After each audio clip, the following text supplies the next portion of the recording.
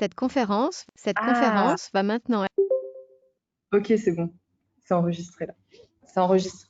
Oui, parce que en fait, la SDA, il y en a pas mal d'entre vous à cause du déménagement. Enfin, vous savez, avec le confinement et tout. Bon, Clémentine, les fiches de la SDA, en fait, elles sont déjà sur le forum.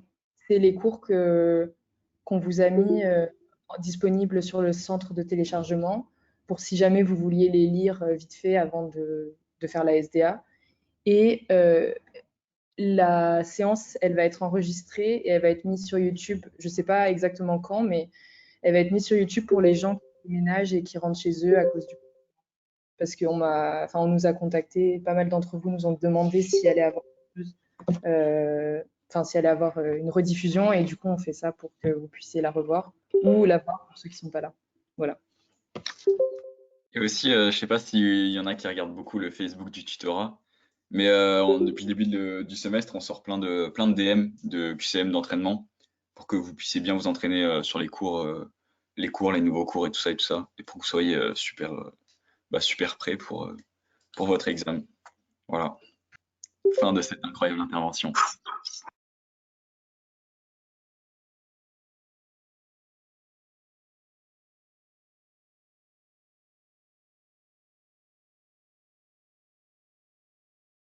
Et vous savez où est-ce qu'on peut, enfin où est-ce que vous pouvez les trouver, hein, c'est QCM ou pas? Enfin, parce que si je vous dis ouais, il y en a qui sont disponibles, mais centre de téléchargement. Ouais, parfait, voilà. Vous allez sur le forum, centre de téléchargement pour les passes. Et, euh, et parfait. Bon, on peut commencer, je pense, Quentin, si tu veux. Ouais. Je suis admin de la salle ou pas? Enfin, je peux partager mon écran? Oui, normalement, je pense. Tu peux, non? Ouais. Ok, cool. Dites-moi si c'est bon pour tout le monde. Ouais, pour les LAS aussi, hein, désolé. Pour les passes, LAS. Parfait. Bon, du coup, on va commencer. Elles sortent quand, les Ronéo d'embryo? Alors, les Les cours, cours, ils c'est le sont... 24, 25 et Ouais. 30 novembre, donc c'est pas de suite. Enfin, les cours officiels, vous savez, ce que vous avez eu, c'est le lien disto. Et c'est pas les supports officiels, c'est que des supports officieux.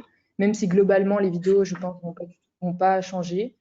Il y en a certaines qui sont pas visionnées, que je vous avais mis dans le com. Et Lomira, elle avait dit qu'elle mettrait, enfin, les supports officiels sortent sur Moodle aux dates qui étaient prévues. Ah, c'est sur l'ENT? Ah bah d'accord. Yes. Ah bah on n'était pas au courant. Non, Mais les infos sont top, hein. ah, Ah, que sur je... le site d'Ito. Ah ouais, mais ça, ah c'est pas bon. oui. Ok, non, c'est le site disto, ben c'est pas vraiment celle-là alors. Parce qu'elle a dit qu'elle allait rajouter d'autres documents pour vous pour compléter votre programme.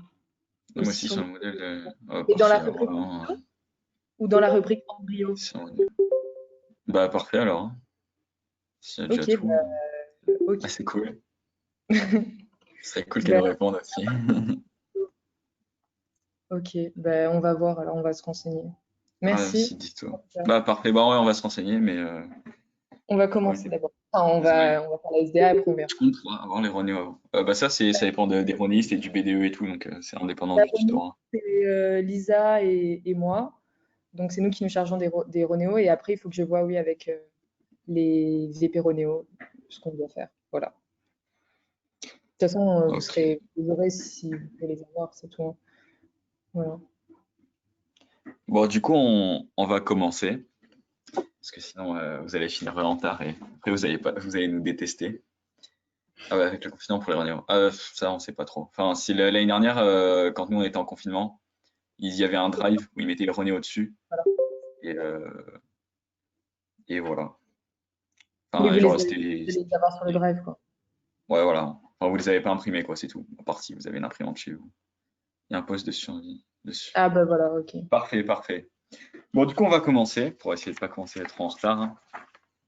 Donc, je vais reprendre la première partie de Lisa, donc, qui est la délimitation et l'applicature de l'embryon.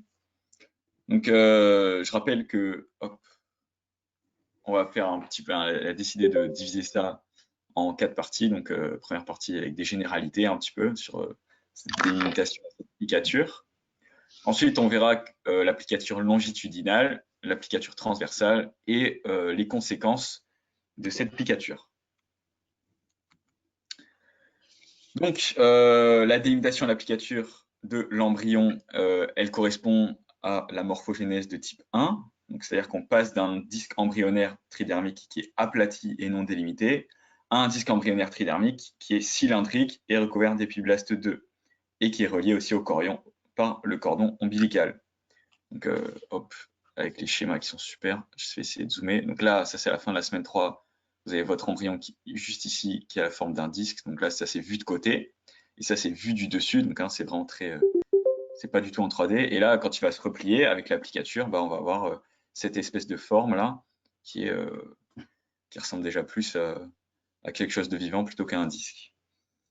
Donc cette applicature, elle a lieu dans deux sens, donc dans un sens dit transversal et dans un sens dit longitudinal. C'est ce que je vous ai dit dans le sommaire, pardon. Donc, on va voir cette applicature qui est longitudinale, donc dans un axe crânio-caudal. Elle se fait grâce au développement du neuroectoblaste. Donc, je rappelle le neuroectoblaste qui a une origine ectoblastique, hein, donc du feuillet de l'ectoblaste. Parce que ça vient de la neurulation. Et elle entraîne une croissance au pôle céphalique, du pôle céphalique, pardon, qui viendra basculer vers la face ventrale. Donc, c'est ce qu'on peut voir avec le schéma ici avec les flèches. Donc, en fait, je vous rappelle que le neuroectoblaste, il est plutôt au niveau céphalique, il va grandir. Donc, hop, il va venir. Est-ce que vous voyez la flèche ou pas? Enfin, mon curseur, pardon. Oui, oui. Donc, hop, il va venir rentrer vers la face ventrale, par ici. Et donc, cette plicature longitudinale, elle va s'effectuer également grâce à la poussée de la cavité amniotique. Donc, ce qui va entraîner deux choses. Donc, à l'extrémité crâniale, une bascule à 180 degrés sous la face ventrale, donc, qui était aussi aidée par le développement du neuroectoblaste. Et à l'extrémité crâniale, on va avoir une internalisation de la zone cardiogène. Donc, je vous rappelle, pourquoi c'est... Ah, pardon, j'ai dit attends, je vous rappelle que la zone cardiogène, elle avait migré tout en avant lors de la formation du mésoblaste. Et donc, si certains l'avaient remarqué, vous vous dites, OK, pourquoi la zone cardiogène, elle est tout en avant, alors que, au final, dans le corps humain, elle est à peu près au milieu. En fait, c'est parce que, justement, là, grâce à cette plicature, là, normalement, c'est le numéro 2 qui représente la zone cardiogène. Donc, elle va être internalisée sous la face ventrale de l'embryon.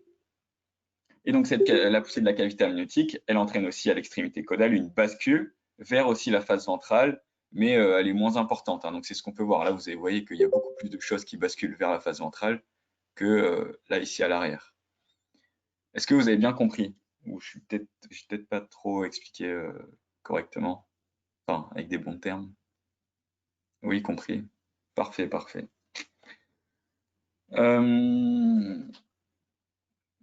Donc l'applicature longitudinale, elle est due à un repli des extrémités céphaliques et caudales. Alors, est-ce que tu peux remontrer, pardon. Donc là, tu vas avoir l'applicature longitudinale, donc qui est dans cet axe. Donc oula. Ça c'est l'embryon qui est vu de côté, d'accord? Là, il va se replier vers la face ventrale, donc à l'extrémité céphalique ici et à l'extrémité caudale. Donc l'extrémité céphalique, donc, qui contenait la zone cardiogène, elle va être internalisée. C'est ce qu'on peut voir en 2. Là, suivi le 2, c'est la zone cardiogène, d'accord? Et l'extrémité caudale, elle va aussi être internalisée, mais d'une façon moindre. Enfin, c'est ce qu'on peut voir sur les schémas. Il y a une plicature moins importante sur la face caudale, donc à l'arrière de l'embryon. Est-ce que c'est bon pour toi, Alice? Ouais, parfait. Du coup, dans l'applicature longitudinale, pardon, donc c'est dû à un repli des extrémités céphaliques et caudales, on peut observer que la vésicule vitéline secondaire, elle se retrouve étranglée. C'est-à-dire qu'une portion est internalisée. Ça va donner l'intestin primitif. Hop, est-ce qu'on peut le voir? Voilà, c'est tout le jaune. Donc là, hop, là ça c'est pendant l'applicature longitudinale. Là, on voit bien tout ce qui est en jaune, c'est la vésicule vitéline secondaire. Et à la fin de l'applicature, vous voyez bien qu'il y a une grande partie de ce qui est en jaune, donc ce qui était de la vésicule vitéline secondaire, qui va être internalisée à l'intérieur de l'embryon. Et donc, ce bout de vésicule vitéline secondaire, il va donner l'intestin primitif. Donc, il y a une partie qui va être à l'intérieur qui donne l'intestin primitif, je le rappelle, et une autre qui va rester à l'extérieur. Et ces deux portions, elles sont reliées par ce qu'on va appeler le canal vitellin. Donc là, hop, futur intestin primitif, vésicule vitéline secondaire qui reste en extérieur, et là, hop, là, le canal vitellin en jaune. Donc, ce canal vitellin, en association avec du mésenchyme extra-embryonnaire et des vaisseaux, il va former le pédicule vitellin. Et l'allantoïde, qui est un divercule de la vésicule vitéline secondaire, associé à du mésenchyme extra-embryonnaire et aux vaisseaux ombilicaux, il va former le pédicule embryonnaire. Et en fait, le cordon ombilical, il se forme par fusion du pédicule embryonnaire et du pédicule vitellin. Donc là, comme ça, dit à l'oral, peut-être vous ne comprenez rien, ne vous inquiétez pas, sur la fiche, c'est bien mis, c'est au propre, au calme, ce sera plus facile à retenir.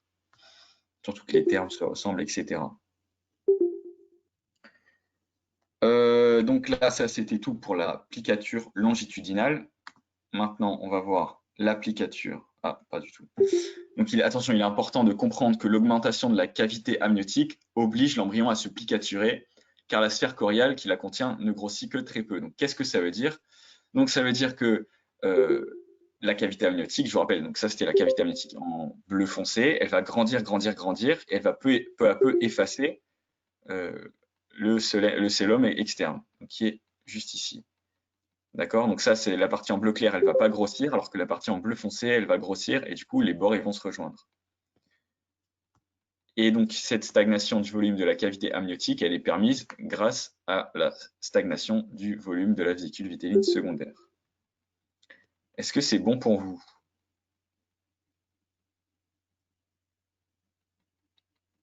Ok, parfait. Donc, on va enfin pouvoir voir l'applicature transversale, pardon. Donc l'applicature transversale, elle se fait de droite à gauche, pardon. Donc hop, ça c'est l'embryon vu de face. Donc là vous voyez bien que ça se fait hop dans ce sens et dans ce sens. Enfin les deux bords viennent se rejoindre en dessous. Est-ce que vous visualisez bien grâce au schéma? Oui, ok, parfait. C'est hyper important de visualiser, hein. C'est assez compliqué, mais c'est essentiel à retenir, à comprendre surtout. Donc cette plicature transversale, elle va se faire grâce à deux choses. Donc déjà de 1, grâce au développement des somites et grâce à l'augmentation de la cavité amniotique. Donc grâce au développement des somites dans un premier temps, donc je rappelle que les somites, ça a une origine mésoblastique paraxiale, pardon. Et la saillie dorsale embryonnaire, elle va être dans la cavité amniotique, grâce notamment à l'épiblaste secondaire, qui vient recouvrir tout l'embryon pour participer à la formation de la peau. Et grâce à cette piqûre transversale, pardon, elle s'effectue grâce à l'augmentation de la cavité amniotique, puisque dans la sphère choriale qui grossit peu et qui oblige la cavité amniotique et l'embryon à se replier, donc ça c'est ce qu'on a vu juste avant, donc ça va faire bouger l'embryon, pardon. Donc le disque embryonnaire tridermique il se replie sur lui-même et les bords latéraux de l'embryon ils vont se rapprocher. Et ils sont repoussés vers la face ventrale pour qu'ils viennent se rejoindre et fusionner sur la ligne médiane, sauf là où va persister le futur cordon ombilical. Donc on obtient un embryon cylindrique tubulaire qui est entouré d'épiblastes secondaires et qui participera à la formation de la peau, donc grâce à l'association avec l'épitherme. Et la vésicule vitéline secondaire qui est internalisée, comme je l'ai dit tout à l'heure, elle participera à la formation de l'intestin primitif. C'est quoi la boucle en bas? C'est la vésicule vitéline secondaire. Donc là, avec la partie extérieure, et là, la partie qui va être internalisée dans l'embryon, qui va donner l'intestin primitif, donc relié par le canal vitellin. Est-ce que c'est bon pour... Donc là, on voit de face ou de haut l'embryon? De face, de face. Ça, c'est le haut de l'embryon. Ça, c'est le bas. Et genre là, on le regarde de face. Ok, merci. Parfait, parfait. Donc, on va pouvoir voir les conséquences de cette plicature. Donc, tout d'abord, on a la disparition du phloème extra-embryonnaire, donc c'est ce dont on a un petit peu parlé tout à l'heure. Donc, puisqu'en grandissant, la cavité amniotique, elle va repousser la somatopleure extra-embryonnaire vers la lame choriale et elle efface le phloème externe qui existait entre ces deux lames. Donc, c'est ce que je vous ai dit, hein. Donc, là, c'est l'espèce de violet bleu foncé qui va grossir pour venir se coller à la face bleu clair, comment dire, vert. Les classes secondaires, c'est le bleu clair ou bleu foncé. C'est le violet bleu foncé. Donc en fait, ça c'est ton embryon et genre ça c'est la cavité amniotique, ce qui est en blanc. Et elle va venir s'effacer. Enfin, en fait, genre le bleu clair, c'est les parois de la cavité amniotique, pardon. Et ils viennent se coller à la lame choriale. Enfin, parce que je vous rappelle que c'est dans la semaine 1 ou 2, je je m'en souviens plus, désolé. Il y a la formation dans la semaine 2, pardon. Il y a la formation du phloème externe, donc qui va séparer l'embryon de la sphère choriale. Est-ce que tu peux montrer l'intestin? Bah, c'est tout ce qui est en jaune là, en fait.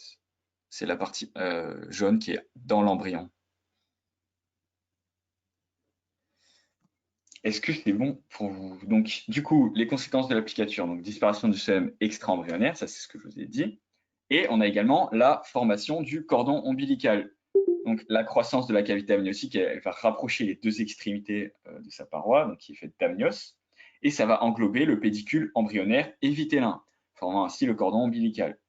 Donc, le cordon ombilical il est bordé par la paroi amniotique, donc revêtu d'amnioblastes. Donc ça, attention, ça peut tomber en piège. Je vous dis, par exemple, le cordon ombilical est revêtu d'épiblastes secondaires. C'est faux, c'est d'amnioblastes, d'accord? Donc l'embryon est recouvert d'épiblastes secondaires et le cordon ombilical fait d'amnioblastes. Genre l'intestin au niveau de la bouche. Bah, en fait, vous verrez ça déjà plus tard, dans la semaine 4. Enfin, je ne sais pas si c'est encore au programme ou pas. Et sinon en anatomie. Mais en gros, Je peux l'intestin faire primitif. si tu veux. Quoi? Je Ah, peux faire vas-y, tu peux l'intervention. expliquer. C'est ton En cours, c'est fait, ta partie.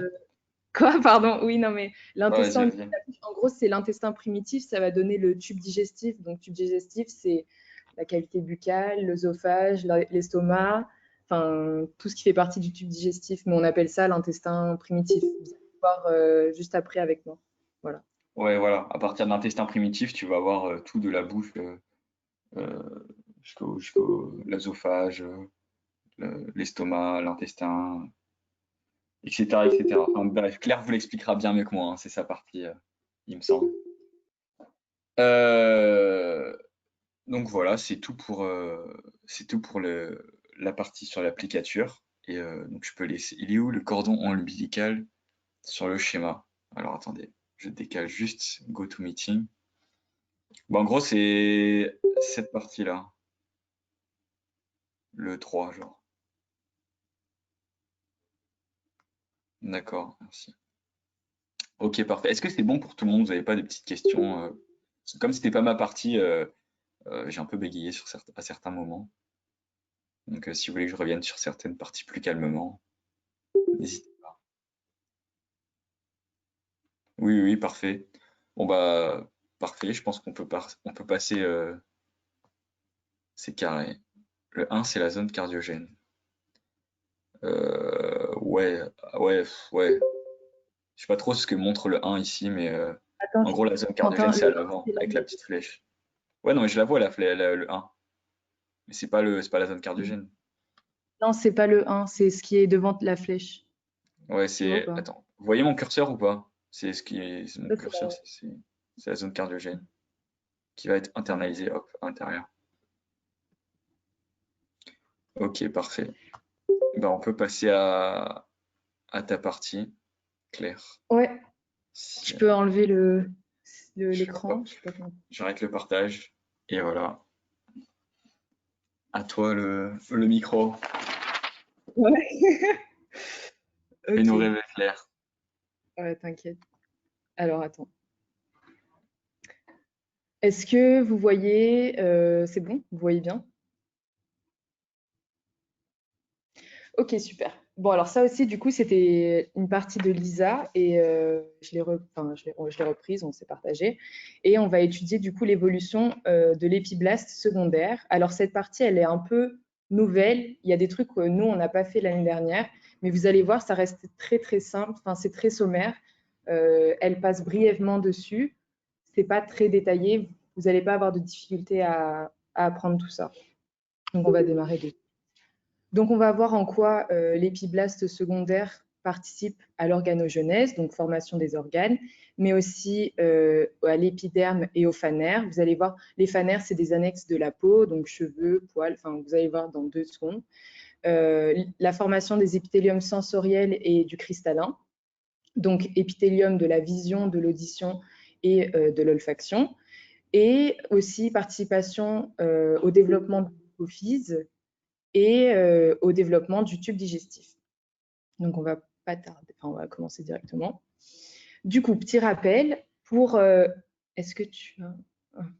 Allez, petit rappel, donc l'organogenèse. Au départ, vous avez un disque embryonnaire didermique composé de l'hypoblaste et de l'épiblaste primaire. Et suite à la gastrulation, vous allez avoir l'épiblaste primaire qui va vous donner l'ectoderme, le mésoderme et l'endoderme. Ensuite, vous allez avoir un autre phénomène qui s'appelle la neurulation, je vous le rappelle. Et là, c'est l'ectoderme qui va donner le neurectoblaste ainsi que l'épiblaste secondaire. Et on va s'intéresser du coup à l'épiblaste secondaire et son évolution. Donc, vous le savez, avec la délimitation, vous allez avoir les bords latéraux qui vont se souder sur la face ventrale de l'embryon, partout, sauf au niveau du cordon ombilical. Donc, il va recouvrir complètement l'embryon, c'est ce que vous voyez ici.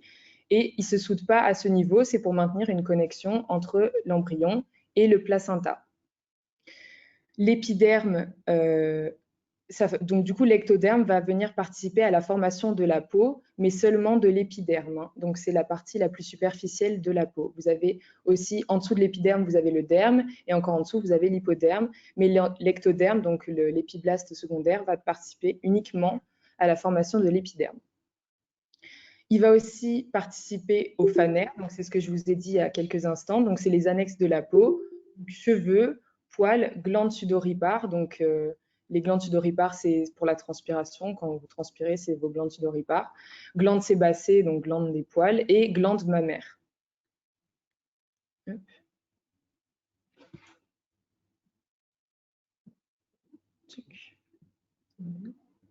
Voilà. Donc, comme je vous l'ai dit il y a quelques instants, l'ectoderme l'épiblaste secondaire, pardon, va participer à la formation des épithéliums sensoriels du cristallin. Donc, au pôle céphalique de l'embryon, vous allez avoir un développement de la face et des placodes. Les placodes sont en fait un épaississement de l'épiblaste secondaire. Donc là, vous allez avoir les placodes olfactives au niveau du bourgeon nasofrontal. Donc ici, en fait, vous allez avoir pour la face différents types de bourgeons que vous allez voir un peu plus tard. Enfin, pas avec moi, mais plus tard, pas maintenant. Là, vous avez le bourgeon frontal, ici, bourgeon maxillaire, et ici, bourgeon mandibulaire. Ici, vous allez avoir le stomodéum, donc c'est l'ébauche de la future bouche. Et donc, au niveau du bourgeon nasofrontal, vous allez avoir les placodes olfactifs, donc pour le nez. Hein. Ici, vous allez avoir les placodes cristalliniennes pour les yeux. Et ici, les placodes otiques, donc pour les oreilles. Donc, comme je vous l'ai dit, voilà, les placodes sont des épaississements d'épiblastes secondaires et elles sont les ébauches des épithéliums sensoriels et du cristallin. Je vais juste sur un oublié. Voilà. Pour l'instant, c'est bon pour vous. Il n'y a pas de souci. On va faire à peu près un peu plus en détail chacune. OK. OK. Si vous avez un souci, arrêtez-moi parce que c'est voilà, c'est peut-être un peu complexe.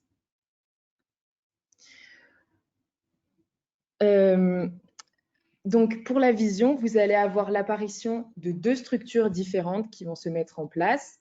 D'abord, les placodes cristalliniennes. Donc, c'est ce que vous voyez juste là. En fait, c'est un épaississement, comme je vous ai dit tout à l'heure, c'est un épaississement de l'épiblaste secondaire qui vont ensuite former des vésicules que vous allez voir juste ici, voilà, puis s'isoler complètement, le cristallin juste là. La deuxième structure, c'est la vésicule optique. Et là, c'est une évagination latérale du proencéphale, qui a une origine. Qu'est-ce qu'il y a en vert? C'est du mésoblaste. En fait, ici, là, vous avez la tête de l'embryon. Vous coupez, comme ça, le trait comme ça. Hop. C'est l'intérieur. Là, c'est tout ce qui est neurectoblaste à l'intérieur. En gros, c'est votre tube neural. Vous voyez? Vous aviez votre tube neural qui s'est complètement internalisé avec les neuropores qui se sont fermés. Donc, tout s'est internalisé à l'intérieur de l'embryon. Donc là, c'est tout ce qui va donner votre cerveau. Le vert, c'est du mésoblaste. Ça, c'est de l'épiblaste secondaire, ce que vous voyez juste là. Et en fait, si vous remarquez, là, c'est le bourgeon maxillaire dont je vous avais parlé, bourgeon mandibulaire juste là, et vous avez le stomodéum ici. C'est bon pour toi, Anis?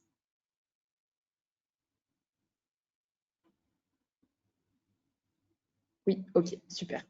Donc, pour la vésicule optique, c'est des évaginations latérales du proencéphale, donc comme je vous ai dit, donc sur le côté, qui va former une cupule optique, que vous voyez juste là, et qui va participer du coup à la formation de la rétine, comme ceci, et du nerf optique qui part ici. Voilà. C'est bon pour vous, pour la vision?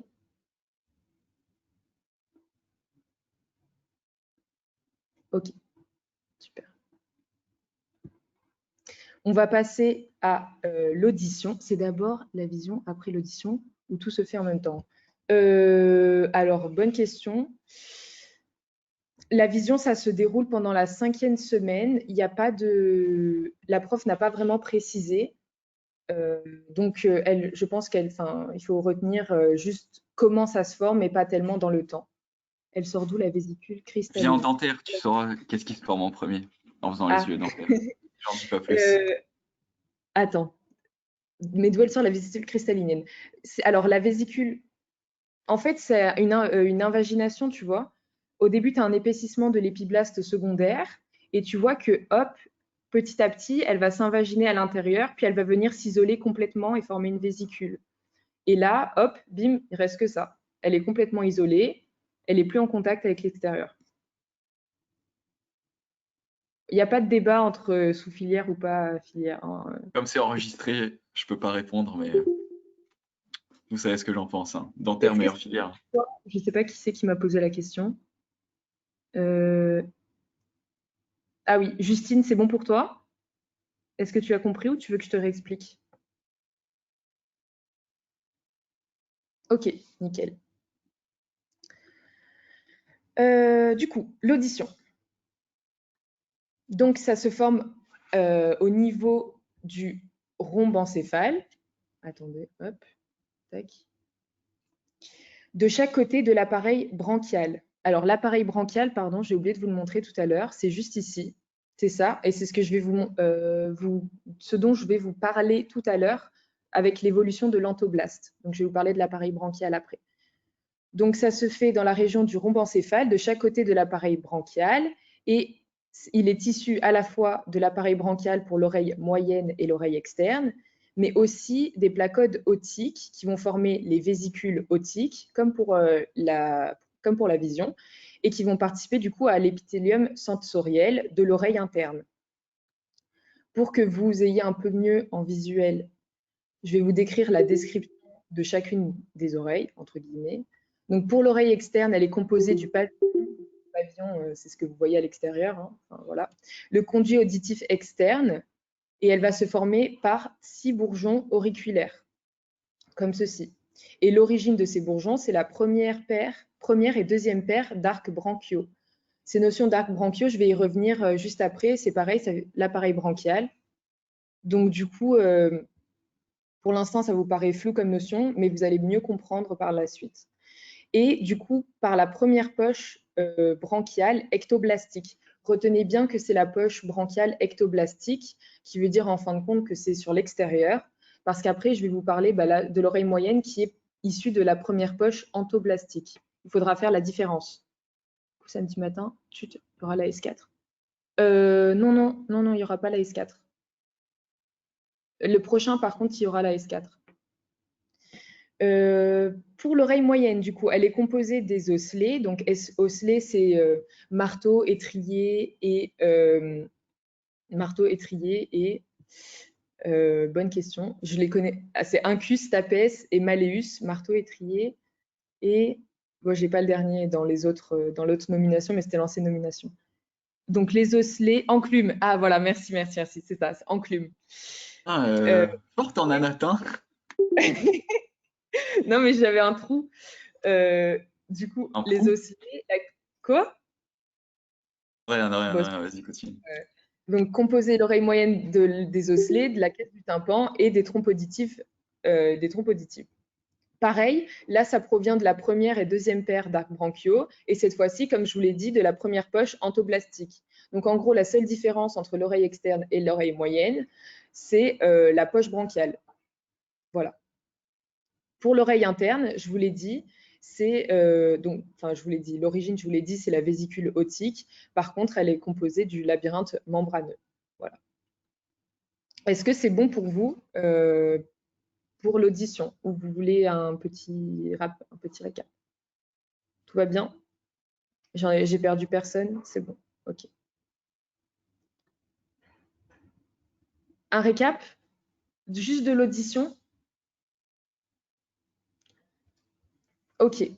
Alors, l'audition, donc pour l'audition, elle va être formée, donc l'appareil auditif va se développer à partir de deux choses différentes. Pour l'oreille moyenne et l'oreille externe, elle va se développer à partir de l'appareil branchial. Donc, oreille moyenne, oreille externe, tous les deux, ça vient de la première et la deuxième paire d'arcs branchiaux. Pour l'oreille externe, c'est la première poche ectoblastique. Pour l'oreille moyenne, ce sera aussi de la première poche entoblastique. Pour l'oreille interne, elle va provenir des placodes otiques qui vont former par la suite vésicule otique, puis l'épithélium sensoriel. Léa, on va y venir poche branchiale. En gros, je vais vous faire vite, je vais vous montrer pour que vous ayez un visuel. Voilà, ça c'est l'appareil branchial avec les différents arcs branchiaux. Ici, tu as les premiers arcs branchiaux, première paire, deuxième paire. Ce que vous voyez en jaune, c'est l'entoblaste. C'est pour ça qu'on vous parle de poche entoblastique. Et ce qui est en fait à l'extérieur ici, c'est les poches ectoblastiques. Donc l'oreille externe va être formée des premiers et deuxième paires d'arcs branchiaux et de la première poche ectoblastique. Et l'oreille moyenne va être formée des deux premières paires d'arcs branchiaux comme ça et de la poche entoblastique. Voilà. J'ai pas pu me connecter avant. On aura des ronéos pour l'embryo. Oui, vous aurez des ronéos. Oui, mais merci d'avoir répondu. Voilà, c'est bon pour vous voyez à peu près maintenant mieux l'appareil branchial, comment ça marche. Enfin, vous visualisez peut-être un peu mieux maintenant. Ou vous avez besoin de encore quelque chose? Non, c'est bon? Ok, voilà, je vais revenir. Voilà. Les fiches sont à jour. Oui, les fiches sont à jour. Voilà, donc on va passer à l'olfaction. Donc l'olfaction, vous avez les placodes olfactifs, du coup, je vous l'ai dit, qui apparaissent à la partie basse du bourgeon nasofrontal, juste ici. Elles vont s'enfoncer pour former les gouttières olfactives. C'est ce que vous voyez juste ici. Là, à l'intérieur, vous avez les gouttières olfactives. Même là, on le voit encore mieux. Là, vous avez l'ectoblaste. C'est même d'ailleurs l'épiblaste de recouvrement. Placode olfactive qui s'enfonce comme ça pour former les gouttières olfactives. Vous voyez bien que là, vous avez une belle tête de bébé quasiment qui s'enfonce comme ça. Ici, bourgeon nasofrontal, bourgeon nasaux, bourgeon maxillaire, stomodéum ici au milieu, et juste là, bourgeon mandibulaire. Petit.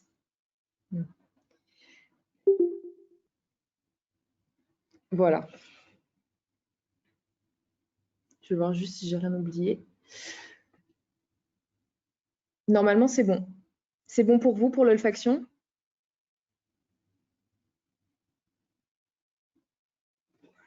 Merci. Enfin, merci. D'accord, ça marche.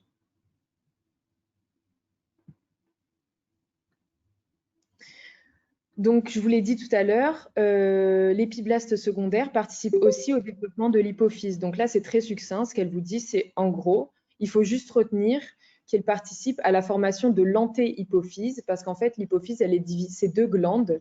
Elle est regroupée par l'antéhypophyse, donc antérieure, et la posthypophyse postérieure. Il faut juste savoir, bon ça vous le verrez en anato S2, mais en gros, l'antéhypophyse, c'est une glande qui ne fait pas partie du système nerveux central. Elle est apposée en avant de la post-hypophyse, mais ça, vous n'avez même pas à le retenir pour maintenant. Ce sera plus pour le deuxième semestre. Voilà. Donc, retenez juste que l'épiblaste secondaire participe au développement de l'hypophyse et ça suffit amplement. C'est juste dans la région céphalique, vous voyez. Vous avez, hop, une évagination comme ça et un isolement, pareil, toujours par le même procédé, qui va s'accoler ici, en fin de compte, à la post-hypophyse. Et là, c'est l'antéhypophyse. C'est bon pour vous? Oui, c'est bon. Vincent, c'est bon? Ok, super.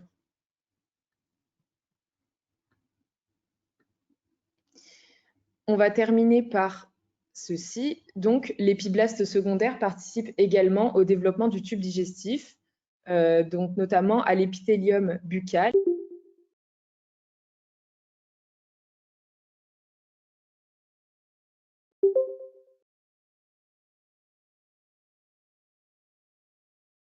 Et aussi à l'émail des dents par des cellules qu'on Il appelle y a ton son qui a Adam. été coupé un moment. Il faudrait peut-être Ah, que tu répètes. Voilà. ok. Qui a coupé mon son? C'est toi? Enfin, c'est toi. C'est pas toi, mais... Non, non, j'ai rien touché, j'ai rien touché. Ah, ok, attendez, attendez. Vous avez pas entendu à partir d'où? Genre, ça fait 30 secondes, tranquille. Ok. C'est juste cette diapo, alors? Ok. Donc, l'épiblaste secondaire participe aussi au développement du digestif, notamment par l'épithélium buccal que vous avez juste ici, au niveau du stomodéum. Donc là, c'est ce que vous voyez là. Donc ça c'est donné par l'épiblaste secondaire. Vous avez aussi l'épithélium anal juste ici, donc ce que vous avez en bleu. Et en fait, ce que vous voyez en jaune ici, c'est l'antoblaste, hein. Mais là, ça va être l'épithélium, ça va être l'épiblaste secondaire qui va donner l'épithélium anal ici, l'épithélium buccal au niveau de la bouche et aussi l'émail des dents par des cellules qu'on appelle adamantoblastes. Et ça, ce sera après, ça, ce sera pas du tout, c'est pas du tout détaillé. Vous verrez ça peut-être plus en détail pour les cours de dentaire et odontologie. Voilà. C'est bon pour vous? Ok, donc mini récap. L'épiblaste secondaire, ça va ça va participer à la formation de la peau, avec notamment l'épiderme. Il va participer également à la formation des phanères. Donc phanères, je le répète, c'est les annexes de la peau, cheveux, poils, glandes mammaires, glandes sudoripares, glandes sébacées. Au développement des placodes, donc des placodes qui vont donner les épithéliums sensoriels et, oui, c'est de l'AS4, les épithéliums sensoriels et le cristallin.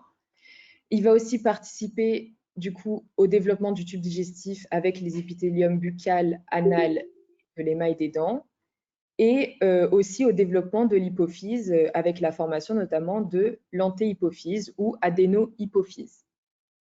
Voilà, c'est tout pour l'épiblaste secondaire normalement. Et on va passer maintenant à l'évolution de l'antoblaste. Ok, ça va. Ah, on est dans les temps. J'avais peur qu'on soit un peu ric-rac sur le temps. Du coup, mini rappel, je vous l'ai déjà fait au début de la diapo, mais la gastrulation, c'est le phénomène qui permet la mise en place des trois feuillets primitifs par migration cellulaire, donc notamment pour former le mésoblaste et l'antoblaste, ou par différenciation cellulaire pour l'ectoblaste. Elle permet du coup l'obtention d'un embryon tridermique.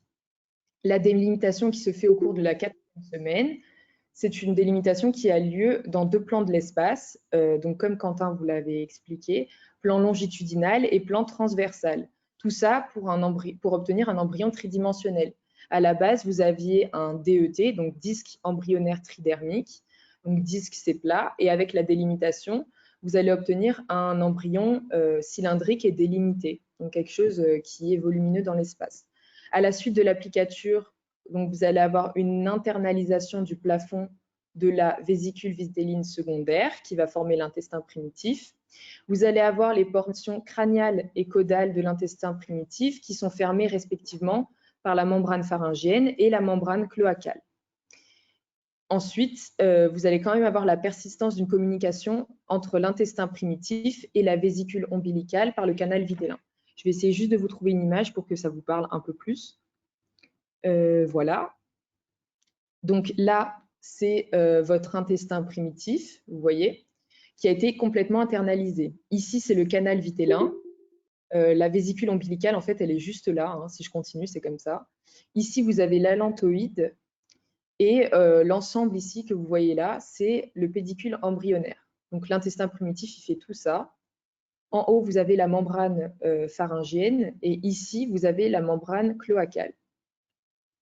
C'est pour ça qu'on parle d'une persistance de communication entre l'intestin primitif là et la vésicule ombilicale qui est en fin de compte juste ici. C'est bon pour vous là? Pour ce tout début, pour cette entrée en matière? Ok, super. Donc l'intestin primitif, il va être divisé en 3 parties différentes qui sont nommées, donc c'est très simple, en fonction de leur position anatomique. Vous allez avoir tout en haut l'intestin primitif antérieur, l'intestin ensuite primitif moyen en dessous, et tout en bas, l'intestin primitif postérieur. Pour l'intestin primitif antérieur, il est fermé en haut, enfin du coup il est fermé par la membrane pharyngienne, donc juste ici. Voilà, il est fermé ici au niveau de la membrane pharyngienne en haut, et cette membrane va se résorber à J27, et du coup on va avoir une communication entre la cavité amniotique et l'intestin primitif antérieur. En fait, la cavité amniotique, elle est tout autour là. Et ici, ça va s'ouvrir. Le stomodéum, je vous rappelle, c'est l'ébauche de la future bouche. Donc, elle va s'ouvrir dans la cavité amniotique. Et du coup, on a une communication entre l'intestin primitif antérieur et la cavité amniotique. Voilà, j'arrivais juste après. Formation du stomodéum, ébauche de la future bouche. L'intestin primitif antérieur se divise lui-même en 2 portions différentes. Vous avez une première portion céphalique et pharyngienne, puis une deuxième portion caudale. Il va falloir bien retenir ce qui donne quoi. Je sais que c'est pas ouf, je sais que c'est pas, c'est embêtant les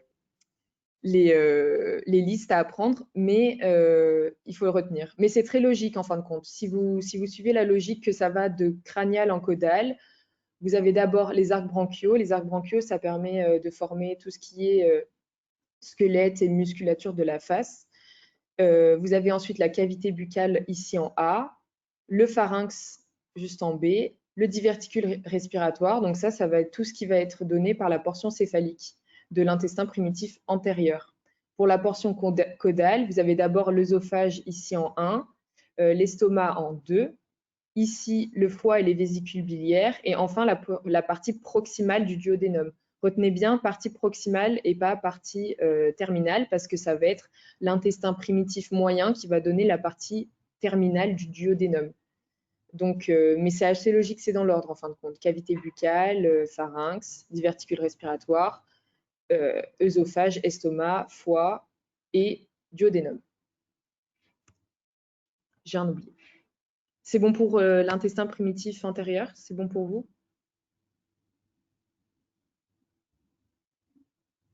Nickel. Maintenant, l'intestin primitif moyen. Donc, comme je vous l'ai dit, c'est juste après l'intestin primitif antérieur, donc juste ici. Il est situé dans la partie moyenne de l'embryon, d'où son nom, et il est relié à la vésicule ombilicale par le canal vitellin. En fait, vésicule ombilicale, c'est la vésicule vitéline secondaire, hein, c'est la même chose. Voilà, donc le canal vitellin juste comme ça, et la vésicule ombilicale qui est en fin de compte de l'autre côté, comme je vous l'ai dit. Il va être à l'origine de la partie terminale du duodénum, donc ce que je vous ai dit, du jéjuno-iléon, donc c'est l'intestin grêle, et de la partie proximale du côlon. Pareil, retenez bien proximale du côlon et pas partie terminale du côlon qui va être donnée par l'intestin primitif postérieur.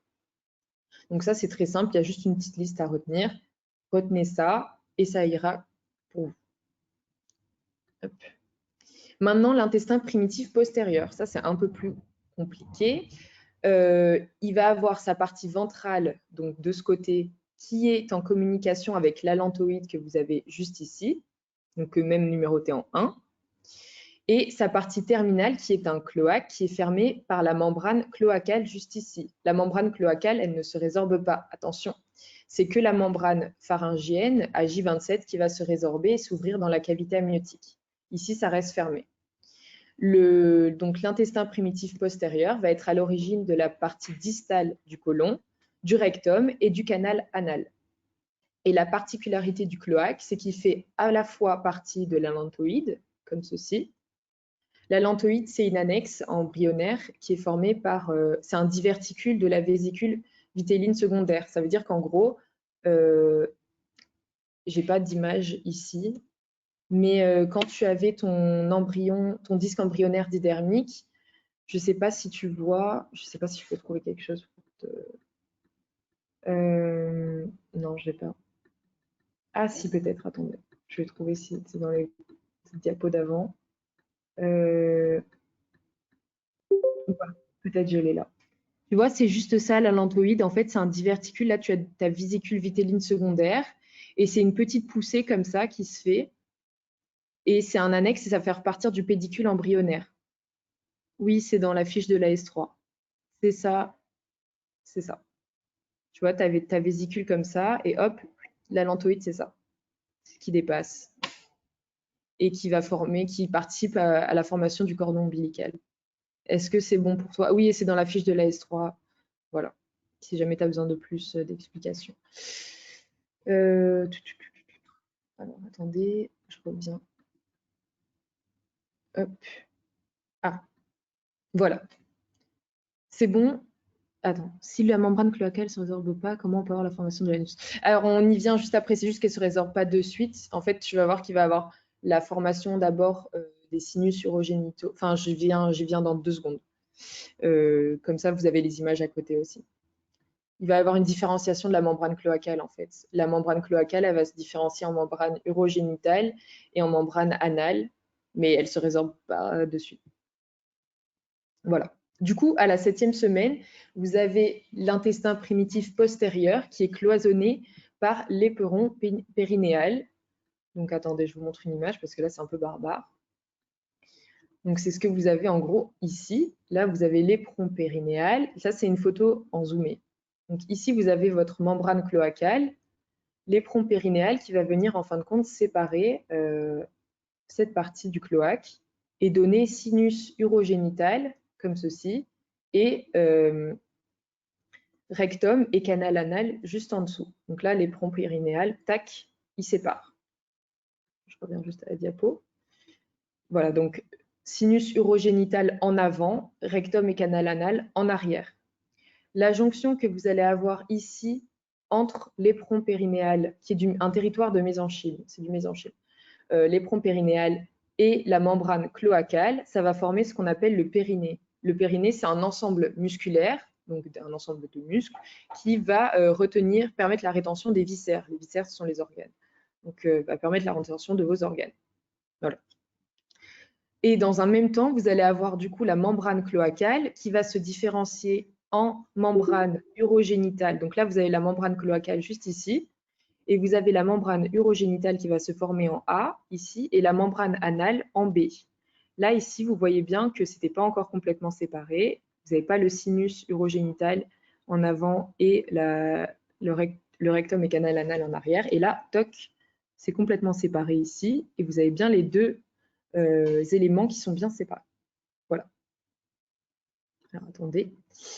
À partir de la 6e semaine, vous avez aussi une dilatation de la partie moyenne de l'allantoïde, juste là. partie moyenne de l'allantoïde, c'est ce qui est entouré. Et ça va former la vessie, tout simplement. Voilà. Donc, en gros, 7e semaine, éperon périnéal qui va séparer le cloaque en sinus urogénital en avant, canal anal et rectum en arrière. La jonction entre éperon périnéal et membrane cloacale, ça formera le périnée. Et dans un même temps, vous allez avoir une différenciation de la membrane cloacale en membrane urogénitale en avant et membrane anale en arrière. C'est bon pour vous? Vous avez suivi jusque-là? Excusez-moi.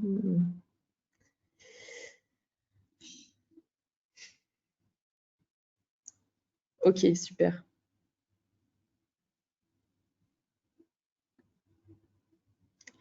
On va parler maintenant de l'appareil branchial, donc ce dont je vous ai parlé tout à l'heure avec l'évolution de l'épiblaste secondaire.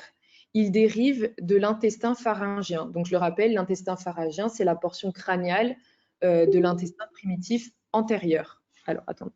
L'allantoïde passe à la fois dans la partie caudale et dans le pédicule embryonnaire. Oui, alors, je te montre. Tac. Voilà. Donc, l'allantoïde, c'est ce que tu as en 1 ici. Ton cordon ombilical est composé du pédicule embryonnaire qui comprend l'allantoïde, ainsi que du pédicule vitellin qui, lui, comprend le canal vitellin.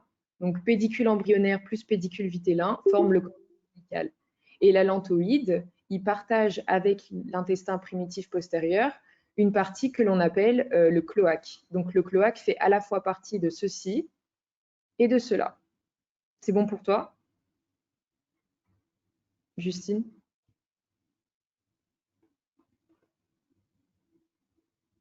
Ok, nickel. Alors. Ah, pardon. Du coup, formation de l'appareil branchial. Donc, dérive de l'intestin pharyngien, portion crâniale de l'IPA. Et il a une forme d'entonnoir communiquant avec la cavité amniotique, je vous rappelle, parce que la membrane pharyngienne s'est résorbée à J27 via le stomodéum. Il va être à l'origine de la cavité bucco-nasale. À partir de la 4e semaine, vous allez avoir l'apparition de poches ou de sillons, donc c'est ce dont je vous ai parlé tout à l'heure. Sur la face externe, vous allez avoir les poches épiblastiques, qui s'appellent également poches ectoblastiques. Et sur la face interne de l'appareil branchial, vous allez avoir les poches entoblastiques. En gros, ça veut dire qu'à l'extérieur, c'est recouvert d'épiblastes secondaires, donc c'est pour ça qu'on les appelle poches épiblastiques ou ectoblastiques. Et sur la face interne, ça va être recouvert d'entoblastes et c'est pour ça du coup qu'on les appelle poches entoblastiques. Ces poches sont bilatérales et symétriques. Ça veut dire que bilatérales des deux côtés, symétriques, bah, ça se voit en miroir. C'est pareil des deux côtés. Ce qui est assez logique. Hop. Du coup, c'est ce que je vous ai montré ici. Là, vous avez une section longitudinale et si vous regardez l'embryon comme ceci, donc de dessus, le futur encéphale, donc le tube neural, ce que je vous ai montré tout à l'heure, et l'appareil branchial. Elle se forme selon un gradient crânio-caudal, donc du crâne vers le bas. Et les arcs branchiaux sont des massifs cellulaires qui sont délimités du coup par les poches épiblastiques en externe et les poches entoblastiques en interne.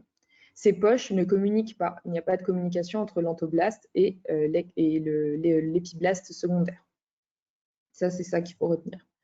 Vous remarquez qu'on en compte 1, 2, 3, 4, 5, mais vous verrez qu'ils ne sont pas numérotés de 1 à 5.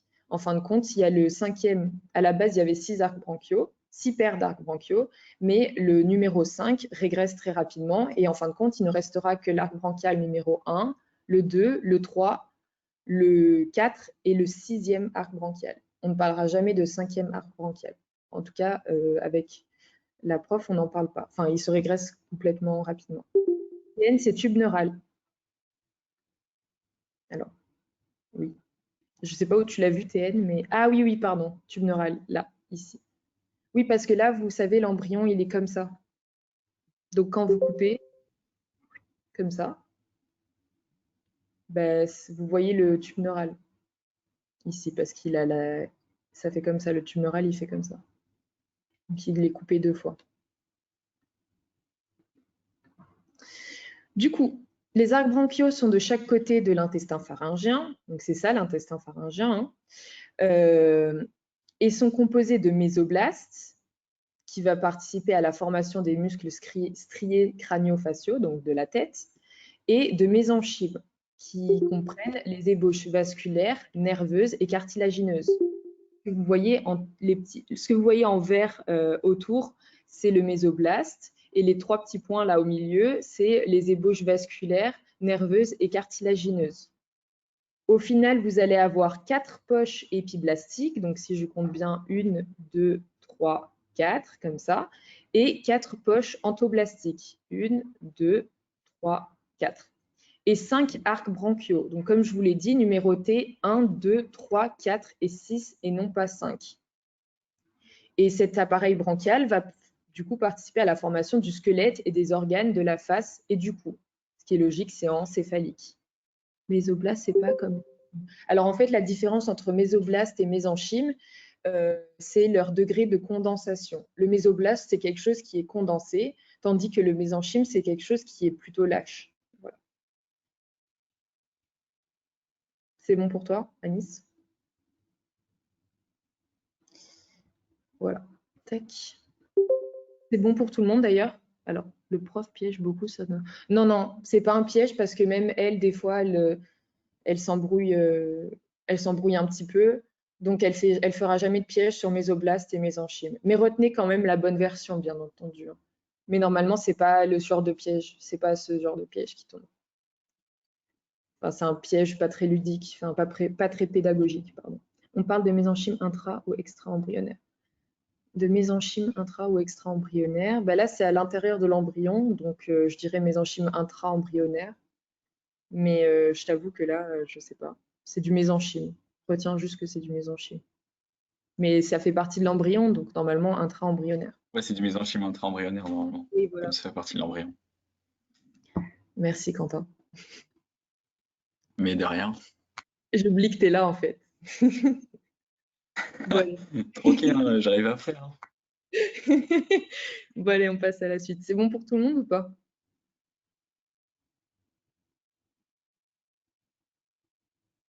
Ok, super.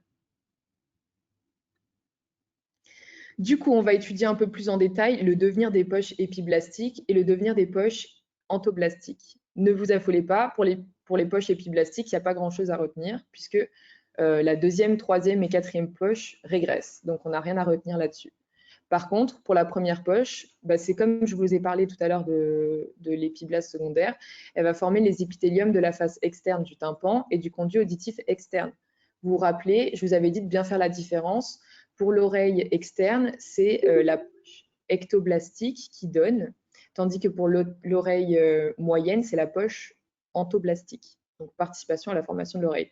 Les deuxième, troisième et quatrième poches épiblastiques, attention, elles vont régresser. Donc là, en gros, c'est ce que vous voyez. Toutes ces poches épiblastiques régressent ici. Il reste qu'en fin de compte, la première poche, juste là. C'est tout ce qu'il y a à retenir pour les poches épiblastiques. Donc ça va, c'est assez simple. Vous retenez qu'il n'y a que la première poche qui donne quelque chose. En l'occurrence, elle participe à la formation de l'oreille externe. Et les deuxième et troisième et quatrième poches vont régresser. C'est pas pareil, par contre, pour les poches entoblastiques. Donc, elles vont former des structures épithéliales. La première poche, je vous l'avais dit, participe à la formation de l'oreille moyenne, donc face interne du tympan et trompe d'Eustache.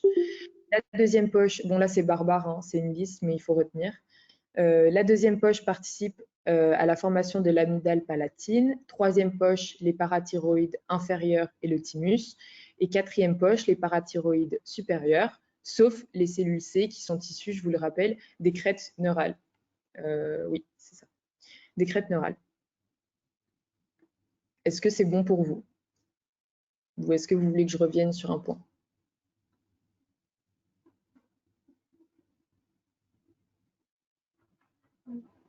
C'est parfait, c'est bon. Ok. Ah, ah j'ai pas vu que c'était toi qui as mis ça. Ok, c'est bon. C'est bon pour tout le monde. Si ça va pas, vous me dites. Hein. Voilà. Bon. Est-ce que ça va vraiment pas, Vincent? C'est bon, c'est bon, c'est bon. Ok. Pour le devenir des arcs branchiaux, donc je l'ai déjà dit, ce sont des structures plutôt complexes qui vont former les éléments squelettiques, musculaires et vasculo-nerveux de la face et du cou. Je vous ai dit que les arcs branchiaux avaient des ébauches à la fois cartilagineuses, donc ils vont Une question, participer. une question. Ah, pourquoi il n'y a pas de lentoblaste au milieu? Je ne comprends pas.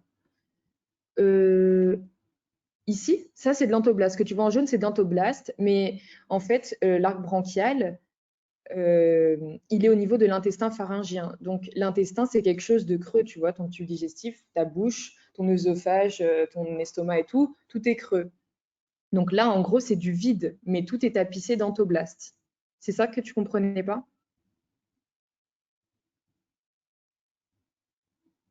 Ou est-ce que tu veux que j'y revienne dessus? Ok, c'est bon? Sinon, j'explique autrement. C'est vide ou c'est une cavité? Non, non, c'est vraiment vide. C'est comme, enfin, c'est l'intestin. Enfin, après, je ne suis pas allée dans un embryon, mais normalement, je pense que c'est vide. Je sais pas, attends, je vais vous montrer comme ça.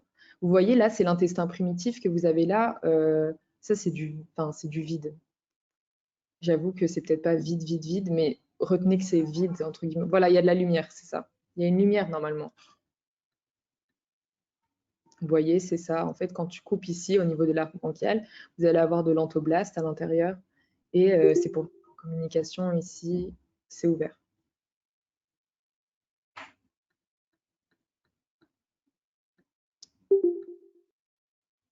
Alors, attendez. Donc, ce qu'il faut retenir de l'entoblaste, c'est qu'il donne les épithéliums à la fois de revêtement et des épithéliums glandulaires, donc du tube digestif et des glandes annexes, donc foie et pancréas, de l'oreille moyenne avec la caisse du tympan et de la trompe d'Eustache, des amygdales palatines, de la thyroïde, pas de S d'ailleurs, thyroïde et parathyroïde, du thymus, de l'appareil respiratoire, de la vessie et de l'urètre. Donc, ça aussi, c'est une liste, pareil. Mais si vous faites le lien avec ce que je vous ai dit juste avant, avec les devenirs des poches entoblastiques, vous voyez qu'il y a tout qui se retrouve dedans. C'est juste une liste, plutôt un rappel et un récap de ce que je vous ai déjà dit. Toutes les autres structures, donc quand je parle d'autres structures, c'est-à-dire musculaires ou conjonctives, dériveront du mésenchyme environnant et pas de l'entoblaste. L'entoblaste, retenez bien que ça donne des structures épithéliales. Voilà. Petit schéma pour faciliter la tâche, c'est comme je vous l'ai dit, c'est assez logique. Vous allez avoir l'intestin primitif antérieur qui va plus ou moins vous donner toute cette partie du corps. L'intestin primitif moyen, celle-ci, donc ça se suit vraiment d'un ordre crânio-caudal, et l'intestin primitif postérieur qui va donner plutôt les parties terminales. C'est très schématique et c'est pas totalement juste comme ça, mais c'est pour vous aider à mieux visualiser et mieux retenir. N'hésitez pas à faire le lien. Voilà, c'est plutôt un schéma pour suivre à côté. Et dernier schéma, donc très gros schéma, un très très gros récap quand vous maîtrisez plutôt bien le cours, ou même si vous avez besoin de voir rapidement certains points. Vous avez l'entoblaste du coup qui va vous donner à la fois l'intestin primitif, mais aussi la lantoïde et la vésicule ombilicale et le canal vitellin. La lantoïde ainsi que le canal vitellin participent à la formation, comme je vous l'ai dit, du cordon ombilical. Et la lantoïde, dans sa partie moyenne, va se dilater et participer à la formation de la vésicule. L'intestin primitif, du coup, divisé en 3 parties, intestin primitif antérieur, moyen et postérieur. L'antérieur est également divisé en 2 portions différentes. Portion céphalique qui participe à la formation de l'appareil branchial. Là, on parle essentiellement des poches entoblastiques, puisqu'on parle de l'entoblaste, puisque les poches épiblastiques sont données par l'épiblaste secondaire. Du coup, la portion céphalique donne également cavité buccale, pharynx et appareil respiratoire. Pour la portion caudale, c'est l'œsophage, l'estomac, le foie et la vésicule biliaire, enfin foie et voie biliaire, ainsi que la partie proximale du duodénum. L'intestin primitif moyen donnera la partie terminale du duodénum, le jéjunum et l'iléon, et la partie proximale du côlon. Et enfin, l'intestin primitif postérieur va donner la partie terminale du côlon, ainsi que le rectum et le canal anal. Ce schéma, en fait, il est très très bien quand vous avez bien le cours en tête. participe pas à la formation du cordon ombilical. Bah, pas vraiment, en fait. La vésicule ombilicale, elle va être vraiment externe. Je crois pas que j'ai d'image. Peut-être il y en a une. C'est vraiment le canal vitellin qui participe à la formation du cordon ombilical. Canal vitellin qui est en lien avec, là tu vois, c'est ta vésicule ombilicale ici. Là d'ailleurs, c'est toujours la vésicule vitelline secondaire. Et quand ça va se plicaturer, là tu vas avoir la formation du canal vitellin à ce niveau. Et canal vitellin et allantoïde vont fusionner ensemble, vont fusionner et former le cordon ombilical. Cordon ombilical, pédicule vitellin plus pédicule embryonnaire, retiens bien ça. Pédicule embryonnaire comprend l'allantoïde, pédicule vitellin comprend le canal vitellin.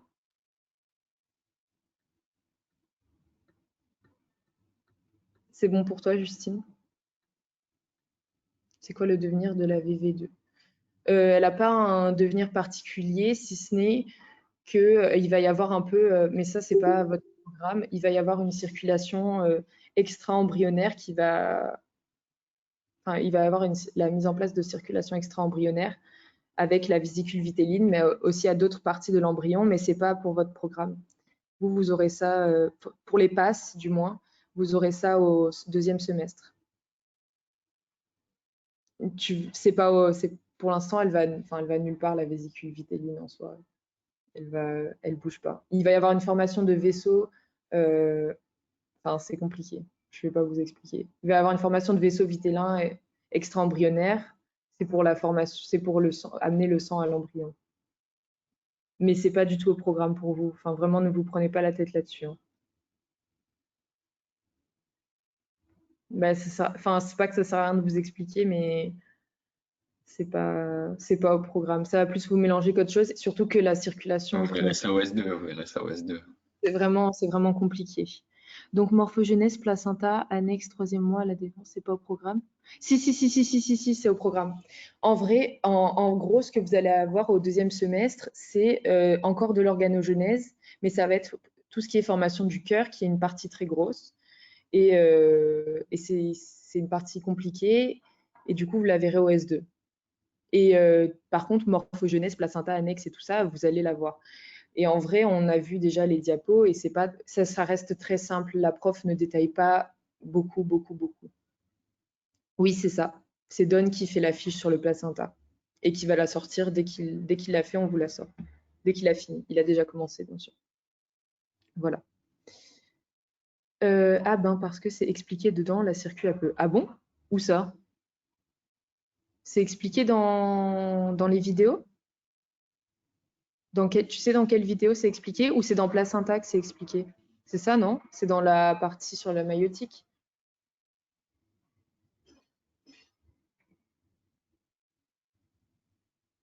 Ok, d'accord. Oui, en vrai, c'est normal.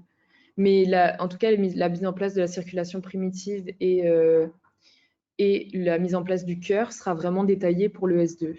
Et du coup, oui, si c'est dans le placenta, ce sera Don qui se charge de la fiche, parce qu'en fait, c'était au programme de maïotique l'année dernière.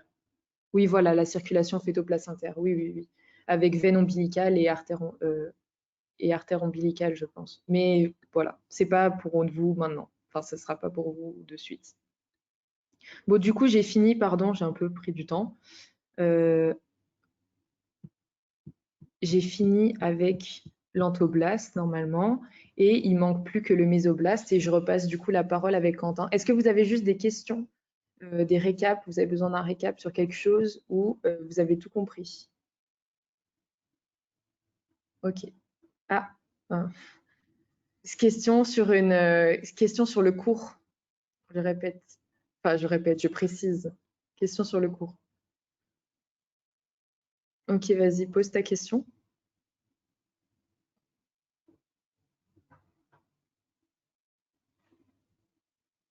Sinon, on passe à autre chose. Mais si tu as une question, vas-y. Bah, je pense pas que je puisse le faire. On perd du temps. Oui, dépêche-toi, sinon on passe à autre chose. Ah, le suspense est à son comble. Hein. Il n'a pas de questions sur le cours sûrement, mais c'est pas grave. SVP, trop de pression. Bon, si tu as ta question, je sais pas, mais voilà.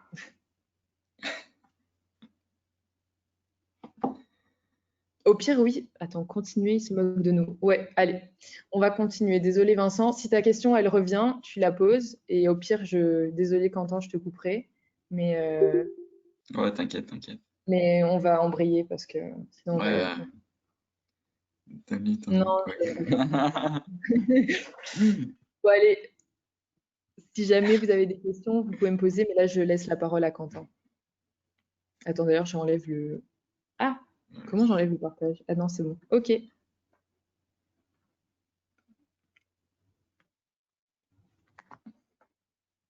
Tu peux y aller, Quentin, si tu veux. Yes, normalement c'est bon. Vous... Hop. Est-ce que c'est bon pour tout le monde là? Donc vous voyez, non, vous voyez mon écran? Oui, parfait, parfait. Bon, du coup, on va parler maintenant du mésoblast. Bon, ceux qui étaient à la tutre rentrée, en gros, ça va juste être un gros rappel avec juste deux, trois petites nouveautés, mais grosso modo, c'est à peu près les mêmes choses que ce que j'avais expliqué en août. Donc, je le rappelle, pardon. Hop. Le mésoblast, il est issu d'un phénomène de migration cellulaire épiblastique, hein, donc, tout comme l'endoblast. Et ce mésoblast, il est réparti dans tout le disque embryonnaire, donc de part et d'autre de la corde. Donc, la corde, je vous rappelle, qui est un tissu aussi qui est mésoblastique, hein, à la fin. Et le mésoblast, il se situe entre l'ectoblast et l'entoblast. Il va proliférer et se différencier, donc ça, c'est ce qu'on va voir pendant ce cours. Et il va former 3 bandes longitudinales de chaque côté de la corde. Donc, comme on peut voir ici, donc là, vous avez la corde au milieu et là en rouge les somites, donc c'est le mésoblast paraxial, en vert le mésoblast intermédiaire, et hop, ici en orange le mésoblast latéral. Donc je vous ai remis cette coupe, hein, je vous avais dit, pour ceux qui étaient là tu te rentrais, que moi elle m'avait permis de vraiment tout comprendre à la fin de la S3, donc tout ce qui se place, etc. Puisqu'on peut voir car à la fin tout. Donc là même ici l'intestin primitif, hein, qu'on peut apercevoir. Donc, on va commencer par étudier le mésoblast paraxial. Donc, il va former les somitomères et les somites. Et ce sont des structures du mésoblast qui sont retrouvées au niveau céphalique pour les somitomères. Donc, somatomère, c'est un nouveau synonyme de cette année. Et on retrouve au niveau occipito-coccygien les somites. Donc ça, je le rappelle, donc céphalique et occipito-coccygien, c'est des termes anatomiques pour situer l'embryon. Elles sont où les crêtes neurales sur le schéma? Elles ont migré en fait. Enfin, genre elles sont pas représentées. Là, il y a le tube neural et les crêtes neurales, elles migrent pour donner plein de dérivés. Donc là, c'est après, donc enfin, c'est pas précisé.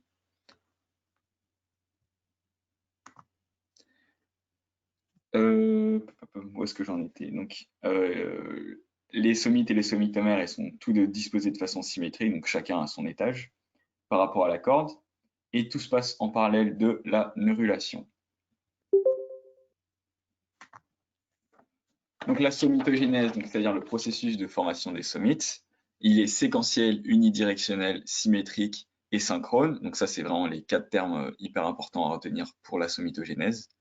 Donc séquentiel, pourquoi? Parce que les somites, ils sont formés les uns après les autres, hein, donc c'est étage après étage. Unidirectionnel, donc c'est-à-dire dans un sens crânio-caudal, ce qui veut dire en fait que les plus anciens, c'est les plus antérieurs, ce sont aussi du coup les plus différenciés. Et la somitogénèse, elle est aussi symétrique, donc, comme je vous l'ai expliqué tout à l'heure, parce que on a un somite de chaque côté de la corde, et elle est également synchrone, puisque on a les somites d'un même métamère qui sont formés en même temps. Est-ce que vous comprenez SUSS, on se rappelle mieux. Ouais, voilà, exactement. Donc ça, c'était mon mémo de P1. Je me disais, je prenais les premières lettres, et je dis, ouais, c'est ok, SUSS, la somitogénèse, LSUS, voilà, c'était super moyen mémotechnique, si ça peut vous aider. Comme ça, parce que ça tombe souvent en QCM, enfin même au TUT, etc. Genre, je vous dis, ok, la somitogénèse, elle est bidirectionnelle, par exemple. Bah non, c'est faux, SUSS, elle est unidirectionnelle.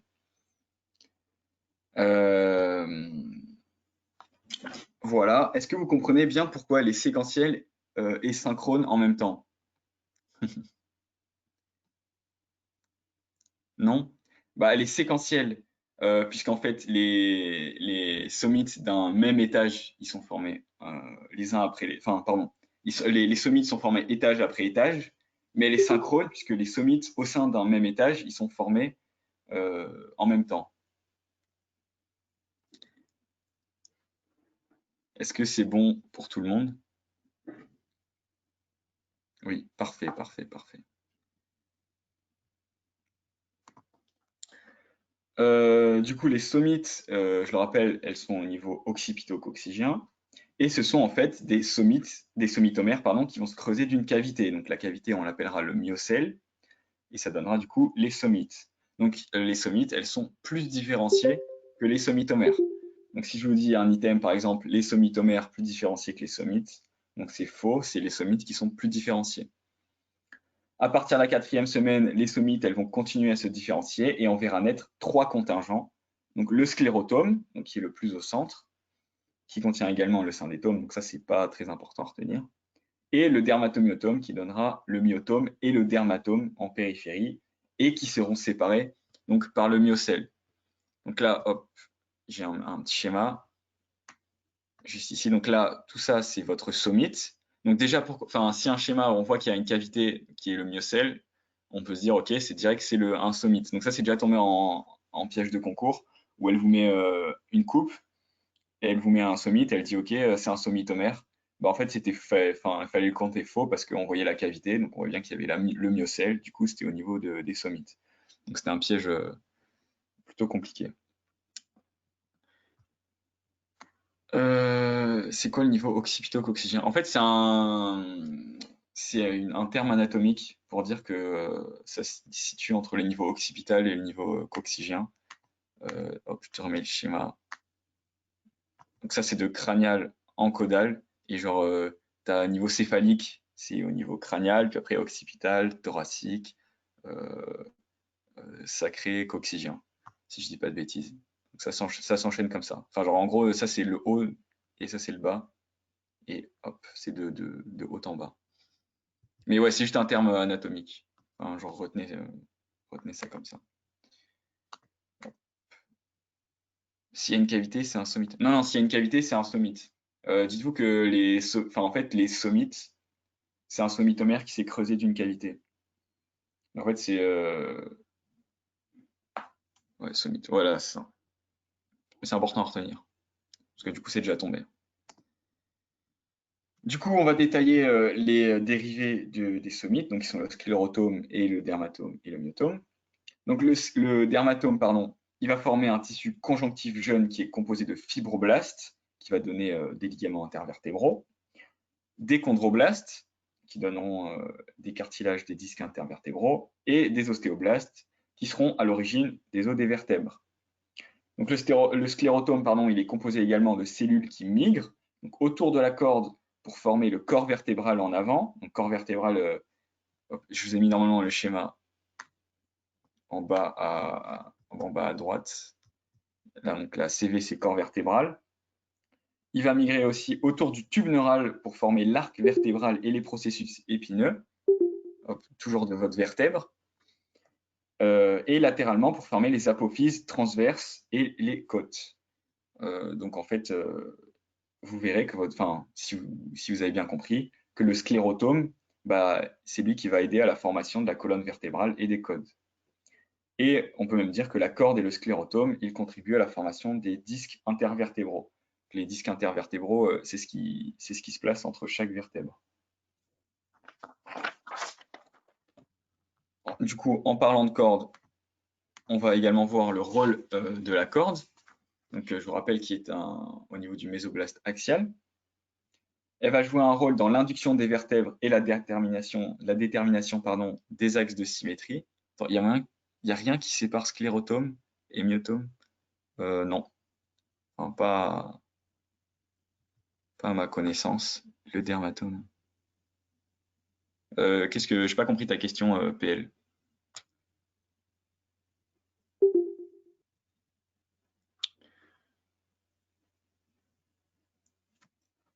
Pas le syndétome. Ouais, c'est ça. Enfin, vous avez sclérotome, syndétome et myotome. Mais le syndétome, c'est juste une partie du sclérotome, c'est pas important à retenir.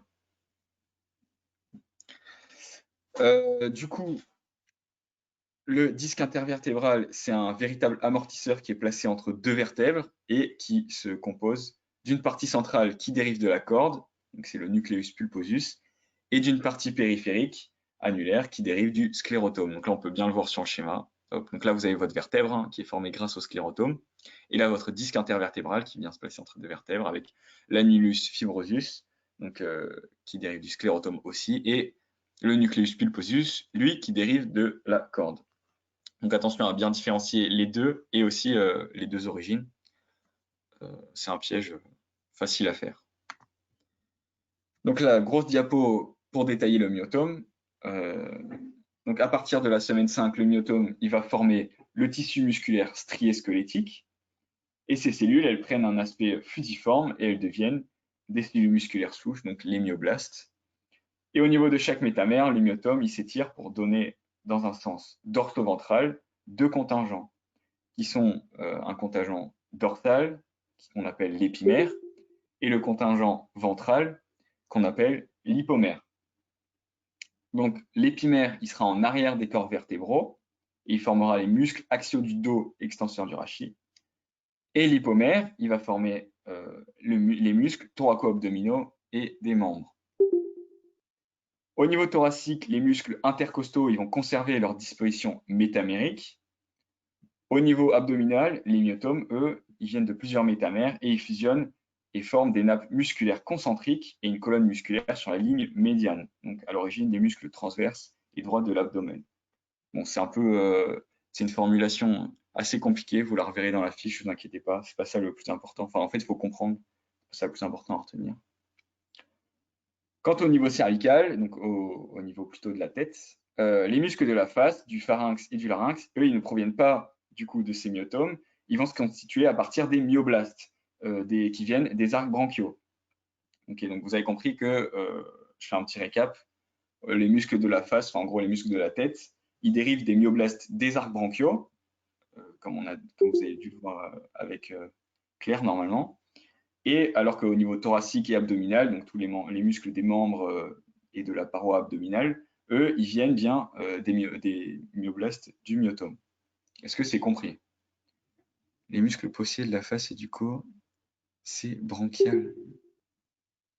Bah oui, les muscles, ça vient des arcs branchiaux.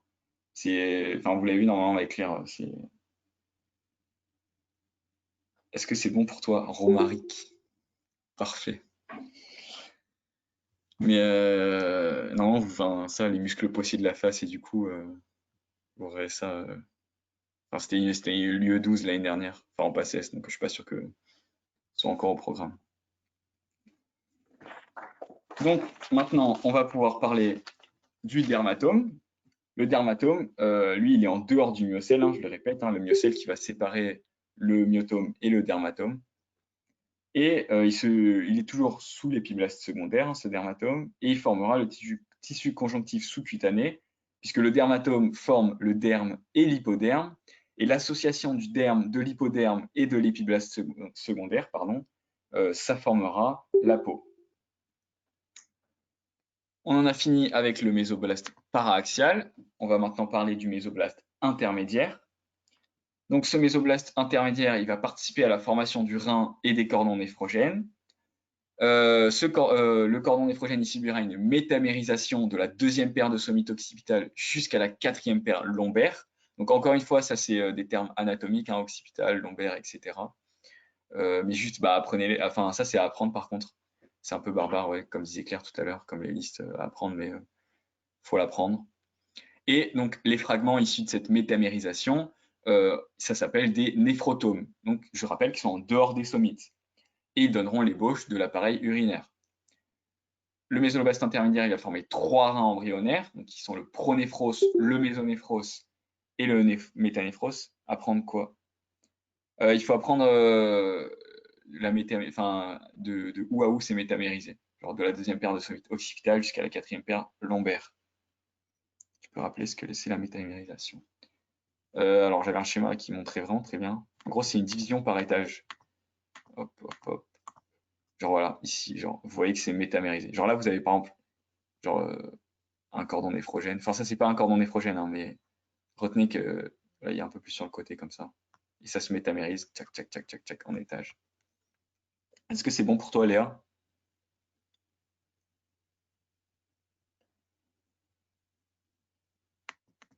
Parfait, parfait, parfait. Alors, du coup, le mésoblast intermédiaire, il va former trois rangs embryonnaires, donc qui sont le pronéphros, le mésonéphros et le métanéphros. Et les néphrotomes, donc qui sont issus de la métamérisation, ils sont uniquement aux étages pronéphrotiques et mésonéphrotiques. Parce qu'en fait, à l'étage métanéphrotique, donc l'étage du métanéphros, le cordon néphrogène, il reste intact, il ne va pas se métamériser. Et on voit qu'on a un gradient de différenciation céphalocaudal. Donc qu'est-ce que ça veut dire? Ça veut dire que le métanéphros, il est beaucoup plus différencié que le pronéphros. Est-ce que c'est clair? C'est clair pour tout le monde ou pas?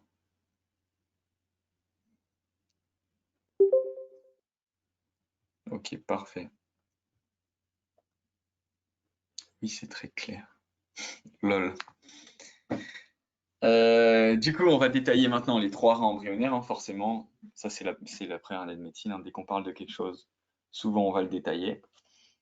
Donc le pronéphros, il est entre la deuxième paire de somites, enfin il est situé au niveau de la deuxième paire de somites occipitale et la cinquième cervicale. Donc ça, je vous l'ai dit, c'est à retenir. C'est un rang embryonnaire qui est non fonctionnel. Juste dans la fiche, il y a noté entre O2 Voilà. et 5. Ça correspond à quoi? Bah, le pronéphros, il est situé entre la deuxième paire occipitale et la cinquième paire cervicale. Et, j'ai pas vraiment écrit comme ça, mais c'est de ma fiche dont tu parles, Pauline? Oui, ok. Bon, du coup, voilà. Enfin, le pronéphros, il est situé à ce niveau-là. Donc, le pronéphros, il va former un rang embryonnaire qui est non fonctionnel. Et on va voir que les néphrotomes, à ce niveau-là, elles vont se creuser d'un tubule qui s'ouvre dans le cellome interne. Et en fait, les extrémités latérales du tubule, elles vont confluer et fusionner avec celles des étages sus et sous-jacents pour former le canal pronéphrotique. Donc là, c'est ce qu'on peut voir, hein. Genre là, hop, on voit la fusion des tubules qui va donner le canal pronéphrotique. Donc le pronéphros, il va régresser presque totalement et seule persistera la partie caudale de ce canal.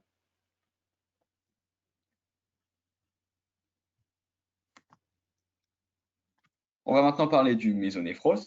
Donc lui, il est en dessous du pronéphros et il se situe entre la sixième paire cervicale et la quatrième paire lombaire.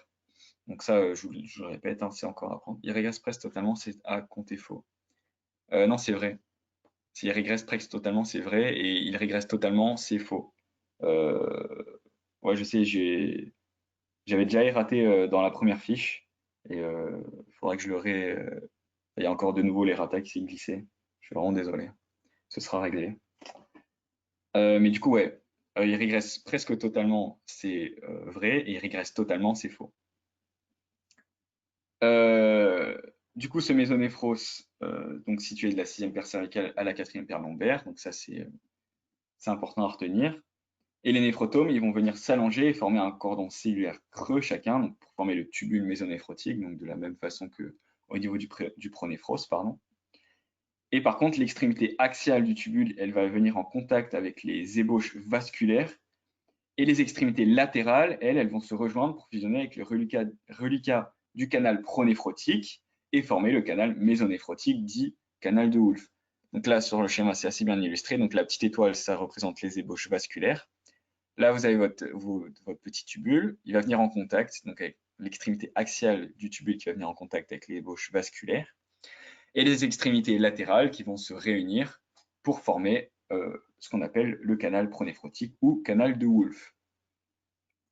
Ce rein, il est transitoirement fonctionnel, pardon, puis il régressera presque totalement et seul persistera le canal de Wolff. Est-ce que c'est bon pour le mésonéphros?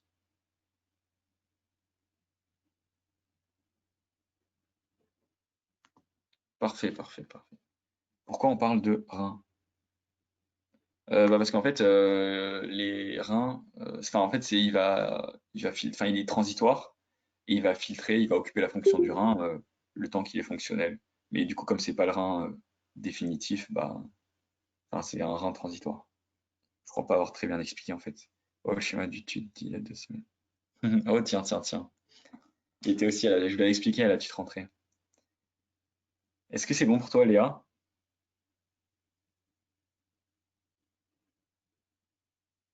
Ouais. Les petits canaux, c'est les tubules en gris clair sur le schéma. C'est ça les tubules. Enfin, genre, c'est là ce qui est en gris ici et en vert à chaque fois. Est-ce que tu vois bien sur le schéma, Anis?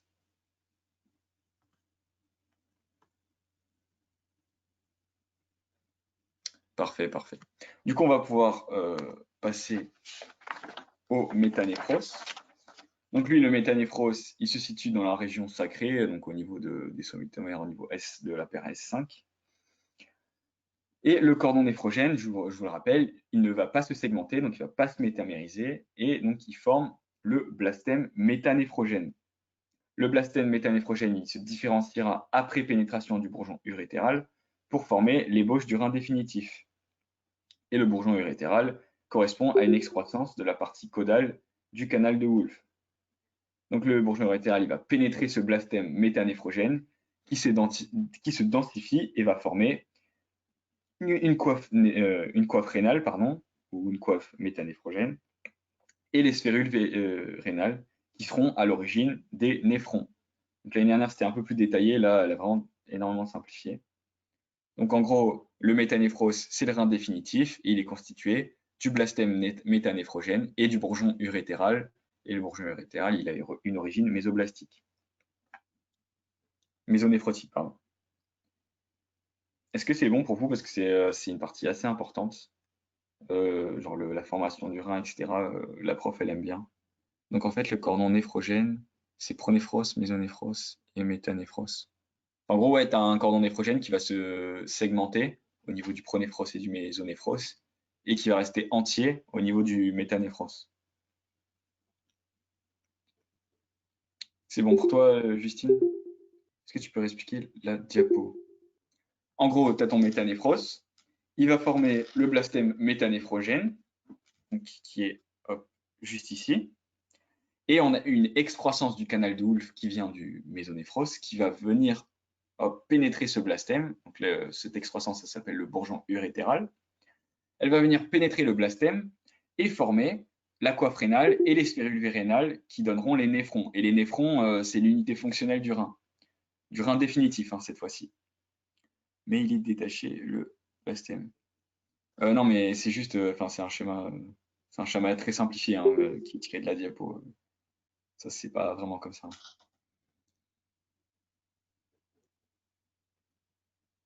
Est-ce que c'est bon pour vous? Oui, parfait, parfait, parfait. J'insiste sur cette partie d'enseignement. Si vous n'avez pas compris, dites-le moi parce que c'est une partie assez importante où genre 1 an sur 2, la prof elle fait tomber un QCM là-dessus. Donc, bon, on va continuer. Maintenant, on va parler du mésoblaste latéral. Donc, lui, il va se cliver en 2 lames. Donc, une lame ventrale qu'on appellera la splanchnopleure intra-embryonnaire et une lame dorsale qu'on appelle la somatopleure intra-embryonnaire, qui sont représentés en 1 et 2. Donc là, hop, vous avez la splanchnopleure ici et la somatopleure ici.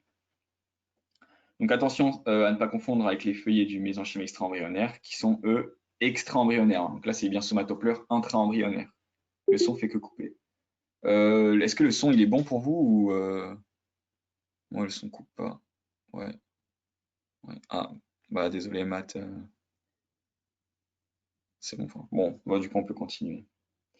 Ces 2 lames, on voit bien qu'elles sont séparées et qu'elles vont délimiter une cavité, donc, qui est le cœlome interne. Il participera à la formation des séreuses, donc avec les 2 feuillets accolés.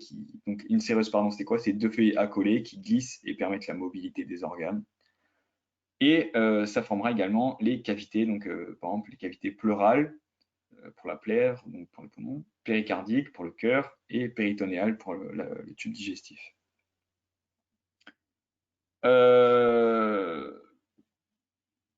La somatopleure intra-embryonnaire, elle va s'associer, on le verra, avec l'épiblaste secondaire pour former les parois latérales et ventrales de l'embryon, tandis que la splanchnopleure intra-embryonnaire, elle va s'associer à l'entoblaste pour former les parois du tube digestif.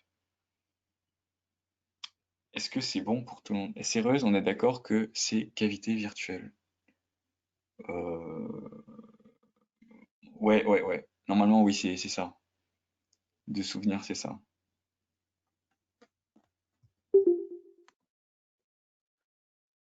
Merci. Ok, parfait. Donc là, on peut voir sur les schémas. Donc là, avec la petite astérix, vous avez le cœlome interne et hop, les lames vertes là. Donc là, vous avez votre somatopleure et tout ça, la splanchnopleure, juste ici. Est-ce que c'est bon pour vous? Est-ce que vous avez compris l'histoire de l'association avec l'épiblaste secondaire et l'entoblaste?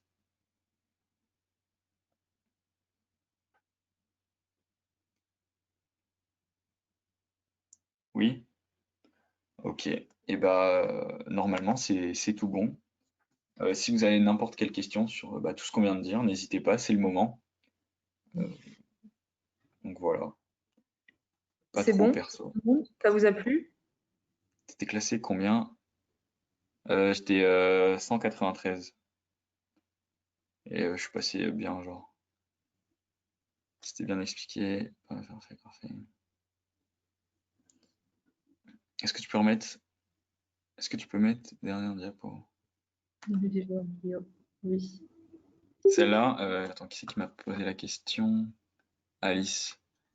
Voilà. Si vous avez n'importe quelle question, même sur les méthodologies de Oui, travail voilà. du Je sais dernier pas, mois et demi, enfin, je sais pas n'hésitez si tu pas, hein. m'entends ou pas. Ouais, on t'entend. Ah, ok. Oui, C'est c'est fini. fini. Ouais, Mathias, ouais, tu peux aller manger, ouais.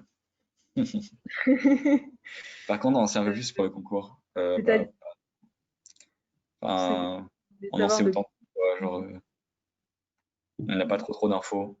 Non, pas tellement. Vous l'avez peut-être dit, mais quand est-ce que sortent les derniers Ronéo? Alors, pour les Ronéo, en fait, bon, il y a vous qui nous avez dit, apparemment, c'est sur Moodle, donc je vais regarder, je vais demander à un de mes filles de me donner son compte pour que je puisse regarder sur Moodle si elles sont véritablement sorties dans la rubrique embryo. Et c'est Lisa et moi-même qui faisons les Ronéo. Donc, si on a le feu vert des VP Ronéo, on le fait et on les sort le plus vite possible, quoi. Parce que normalement, c'était 24, 25 et 30 novembre. Donc dans un mois, donc c'est super loin. Et c'est pour ça qu'on vous a fait la SDA en avance pour que vous puissiez avoir les cours avant. S'il y a moyen que les FIEM soient... Ouais. Alors, nous, à notre époque, ça l'était. Après, on sait pas trop comment ça va se passer. Parce qu'en fait, comme on sait pas on a les coefs des épreuves, mais on n'a pas le nombre des QCM. Donc, on sait pas si c'est 20 000. pondéré ou pas, quoi. Non, c'est pas pondéré. Enfin, on sait pas si c'est pondéré, mais en tout cas, nous, c'était pas pondéré, hein. Bah si, un QCM, enfin, genre un QCM du 1, ça valait pas le même nombre de points qu'un QCM du 2, tu vois. Pondéré, ça veut pas dire ça, Quentin. Ah bon? Pondéré, c'est genre quand tu as 3 réponses justes et qu'il y en a 4, Ah, il n'y ah a ouais, pas de ok, je me comprends pondéré. complètement. Ouais, je suis à l'ouest, hein. Je pensais que si on est confiné plus longtemps, on aura les examens à distance. Je sais Ils pas si c'est reporteront en janvier. C'est impossible qu'ils vous fassent un examen à distance. Parce que bon, même si pas personne ne le dit, l'examen. ça reste quand même un concours. Et nous, c'est ce qui s'était passé l'année dernière. Genre, ils avaient reporté le concours d'un mois. Alors, vous avez des conseils pour bien gérer votre temps de travail d'ici le concours? Là, ça va s'accélérer un peu. Enfin, je dis ça, Ouais. mais bon, comme il y a le confinement, je sais pas trop comment ça va se passer. C'est hyper particulier. Le confinement, ça va vraiment être clé, hein. En vrai, ça dépend parce que ça Ouais, dépend voilà. si les BU sont vertes, ça dépend comment vous travaillez, ça dépend si vous rentrez chez vous, ça dépend de plein de facteurs.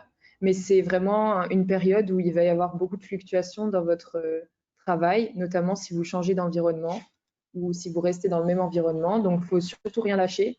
Surtout que octobre, moi, je sais que c'était un mois très difficile. Novembre, mi-novembre, la première moitié de novembre aussi, c'est compliqué parce que c'est là qu'on se rend compte qu'on a beaucoup de travail et qu'il faut rien lâcher. Et du coup, il faut continuer à vraiment bosser et pas perdre de temps là-dessus. Enfin, perdre de temps. Ne vous stressez pas non plus la mort, mais continuez à bien bosser et vous verrez que vous ferez la diff. Donc, vraiment continuer, Ouais, lâcher voilà. rien. Et surtout ce dernier mois et demi, il est assez important. Enfin, assez important. Dans le sens où vraiment, c'est là qu'il faut tout donner. Genre, c'est vraiment le sprint de fin. Et surtout, c'est encore plus vrai avec le confinement, mais vous allez voir qu'il va y avoir des énormes remontées et des énormes descentes par rapport au classement du TUT. Donc, vraiment, lâchez rien. C'est vraiment le moment de tirer votre épingle du jeu et, Ouais, euh, c'est vrai. et de doubler les gens. Enfin, surtout avec le confinement, je vous jure que l'année dernière, le confinement, il y en avait tellement qui avaient lâché. Enfin, genre, vous imaginez même pas. Oui, il y a eu Donc, beaucoup de franchement, motivez-vous, les gars. Je sais que c'est compliqué, surtout à bosser chez vous. Alors, j'en vois qui demandent si des conseils pour bosser à la maison. Bah, enfin, j'en ai pas trop. Enfin, juste, je sais que j'ai avec des potes. Là, cette année, j'ai des potes en P1 qui m'ont proposé de s'appeler en visio pour, euh, pour travailler. Enfin, genre, c'est débile, mais juste, voilà, de nous voir travailler en même temps, ça va nous faire travailler.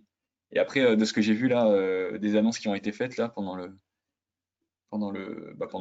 SDA, il paraît que les BU elles restent ouvertes. Ouais. Enfin, ce C'est sera pas sur officiel, réservation. officiel, mais il paraît qu'apparemment, je Ouais. suis pas sûre à 100%, mais normalement les BU restent peut-être ouvertes sous réservation comme à Saint-Jean-d'Angély. Et pour la question de Dana, est-ce qu'il vaut mieux prendre de l'avance ou bien travailler ce qu'on a déjà? Ça, c'est toi qui vois. Mais Non, prends l'avance, prends dis-toi l'avance. qu'en fait, vu que les QCM sont pas pondérés, si tu sais que à peu près ton cours et que tu te retrouves devant un QCM et que du coup tu sais pas répondre à un item, tu risques de le perdre bêtement. Alors que si tu connais très très bien ton cours et que tu sais répondre à tous les items, tu seras sûr d'avoir les points. Donc il vaut mieux connaître parfaitement son cours. Comme ça, tu es sûr d'avoir tous les QCM. Bon, bien sûr, il faut toujours un juste milieu. Ne passe pas 3 semaines sur un seul cours. Mais ça sert à rien de le voir que de manière succincte. Il faut le voir un peu plus en détail pour retenir les détails qui, justement, tombent en examen en QCM. Pondérer, ça veut dire, en gros, si vous avez un QCM où la réponse c'est AB et que vous mettez que A, si c'est pondéré, ça veut dire que vous allez avoir 0,5. Si c'est pas pondéré, donc le modèle qu'on utilise, vous allez avoir directement 0. C'est comme ça. Et j'ai eu des questions aussi. C'est vrai que les QCM de Longmira, sont pièges. Alors, bah oui, enfin, genre, c'est genre malheureusement et heureusement, parce que si vous bossez sérieusement, vous aurez les QCM. Et il y a vraiment très peu de gens qui les ont, les QCM d'Embryo. Donc, Ça en fait fait, enfin, ouais. si vous les avez, vous prenez genre un énorme avantage par rapport à une très grosse majorité de la promo. Donc, bah, bossez-la bien. Elle vous le rendra, vraiment. Euh, Vous pensez que ça va rester les classements par filière? Non, c'est pas du tout. On sait pas, Vous ouais. faisiez un tour de programme d'embryo en combien de temps? Alors, d'embryo spécifiquement, je sais pas. Moi, je sais que, ouais, enfin, moi, je sais que je faisais un tour à la fin du premier semestre, je faisais un tour de programme complet en 2 semaines. Enfin, genre, je revoyais tous les cours en 2 semaines. En Mais après, j'allais doublant, vite. Ouais, en doublant. Après, j'allais vite, ouais. quoi. Et En, non, c'est en pas prépa, pondéré, tu c'est vois. c'est vraiment difficile à faire des tours de programme. Je sais que c'est que des trucs nouveaux. Euh, Ça n'a rien à voir avec les doublants où tu peux faire des tours de programme quasiment en commençant à reprendre. Mais vous inquiétez pas, c'est pas grave, hein. Tout le monde est dans la même situation que vous. Personne n'a fait 10 tours de programme, ça n'existe pas en primant.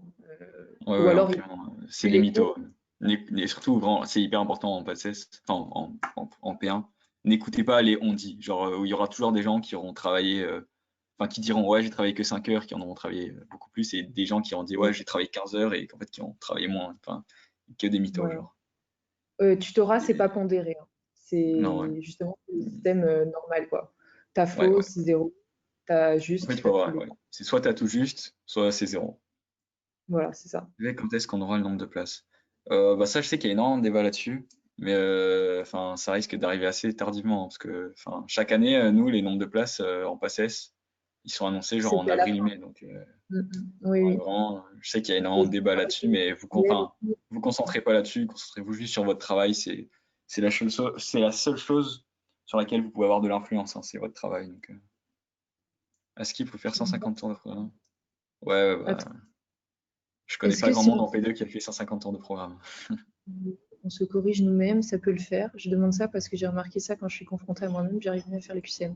J'ai pas trop compris ta question, Alice. Je sais pas si toi tu l'as compris. Mais en fait, justement, genre d'aller au tutorat, enfin d'avoir un temps, ça te fait un minimum de pression et ça te met Ah, un ok. peu plus dans l'esprit du concours que d'être pépouze chez toi avec une feuille, d'avoir autant que tu veux, de temps que tu veux, etc. Enfin, genre, en plus c'est dommage, vous n'avez pas en présentiel, quoi, mais les tutorats, mais au concours, enfin, il y a la pression qui rentre en jeu et genre, malheureusement, c'est un facteur qui est non négligeable parce que, enfin, vous pouvez être très bon et le jour du concours, si vous avez la pression qui vous paralyse, bah, enfin, je vous le souhaite pas, hein.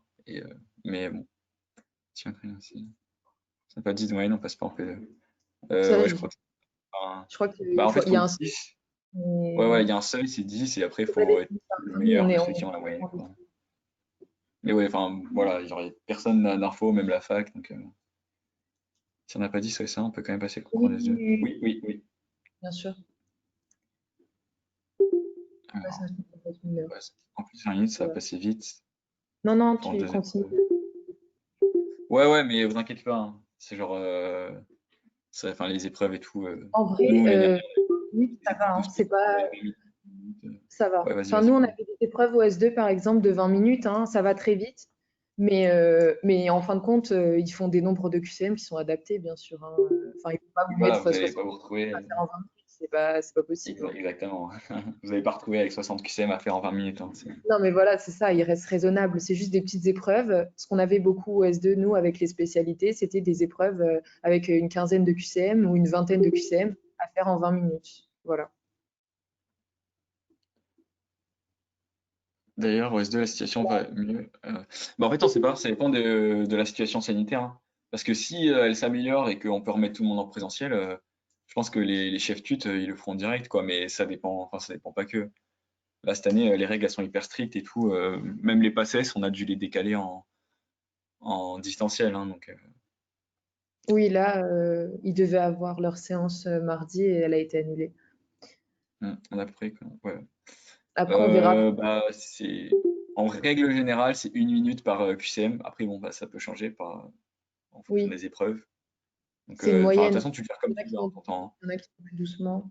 Et ça dépend Genre, si c'est des matières calculatoires ou pas. ouais, En bio, exactement. ça prend beaucoup plus de temps, par exemple, quand vous avez un calcul. Voilà. Euh, Tout est fait normalement pour balancer et à peu près tomber dans le juste milieu et que vous ayez le temps de relire votre sujet des fois si vous êtes chaud. Et de toute manière, si jamais vous avez plus de QCM que ce qu'il y a de temps d'épreuve, genre 30 QCM pour 20 minutes d'épreuve, dites-vous que les QCM ils seront vraiment très très faisables et que ce sera que des trucs de cours où il y aura zéro réflexion. Juste, vous savez que c'est faux, vous savez que c'est vrai et vous voyez le piège ou vous le voyez pas, quoi. Est-ce que les notes du ça? Ouais, en fait, bah, ta moyenne à la fin de l'année, c'est la moyenne du S1 et la moyenne du S2. Les schémas qui tombent tous les ans, c'est à tort. Bah, c'est au bon vouloir de la prof par rapport au schéma, mais je crois qu'elle aime bien les Ah, schémas. Quentin, pardon, je te coupe. Ouais, Il y a Sacha qui veut intervenir pour parler des numérus. ouais, ouais, bah vas-y, vas-y. Comment je fais, Sacha? Je sais pas si tu m'entends. Ou si tu peux te mettre tout seul. Je suis Attends. là. Ah, voilà, c'est bon. Super. Du coup, bonsoir à tous. Pour ceux qui ne me connaissent pas, je suis Sacha, je suis chef tuteur. Euh, j'ai entendu que vous posiez des questions concernant les répartitions des places, donc en fonction des filières. Alors, c'était pour bien clarifier un point. Effectivement, pour l'instant, on ne les connaît pas. Elles seront annoncées plus tard dans le semestre, peut-être plus tard dans l'année carrément. Et il faut aussi savoir que tout document que vous recevez qui viennent de X ou Y provenance sont erronés.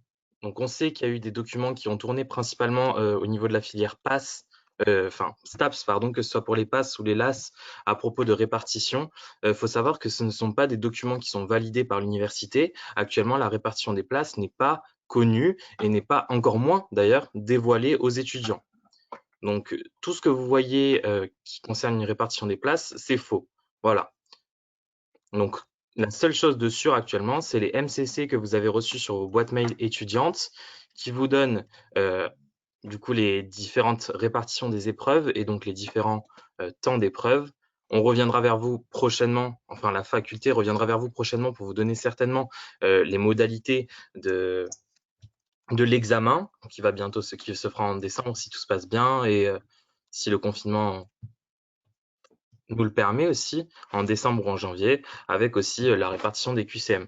Nous, en tant que tutorat, on s'adapte aussi à ça, à ce qui a été annoncé par rapport à la faculté. On va essayer au maximum de coller aux attentes de la faculté, même si on les a pas toutes.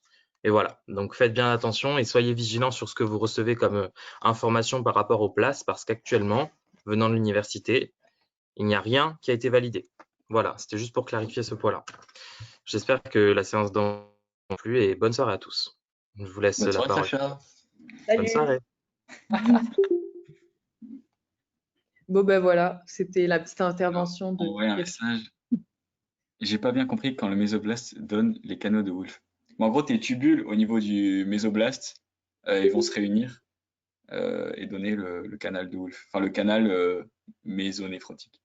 Ah non, quand le mésoblast, c'est le mésonéphros, tu parles, pardon.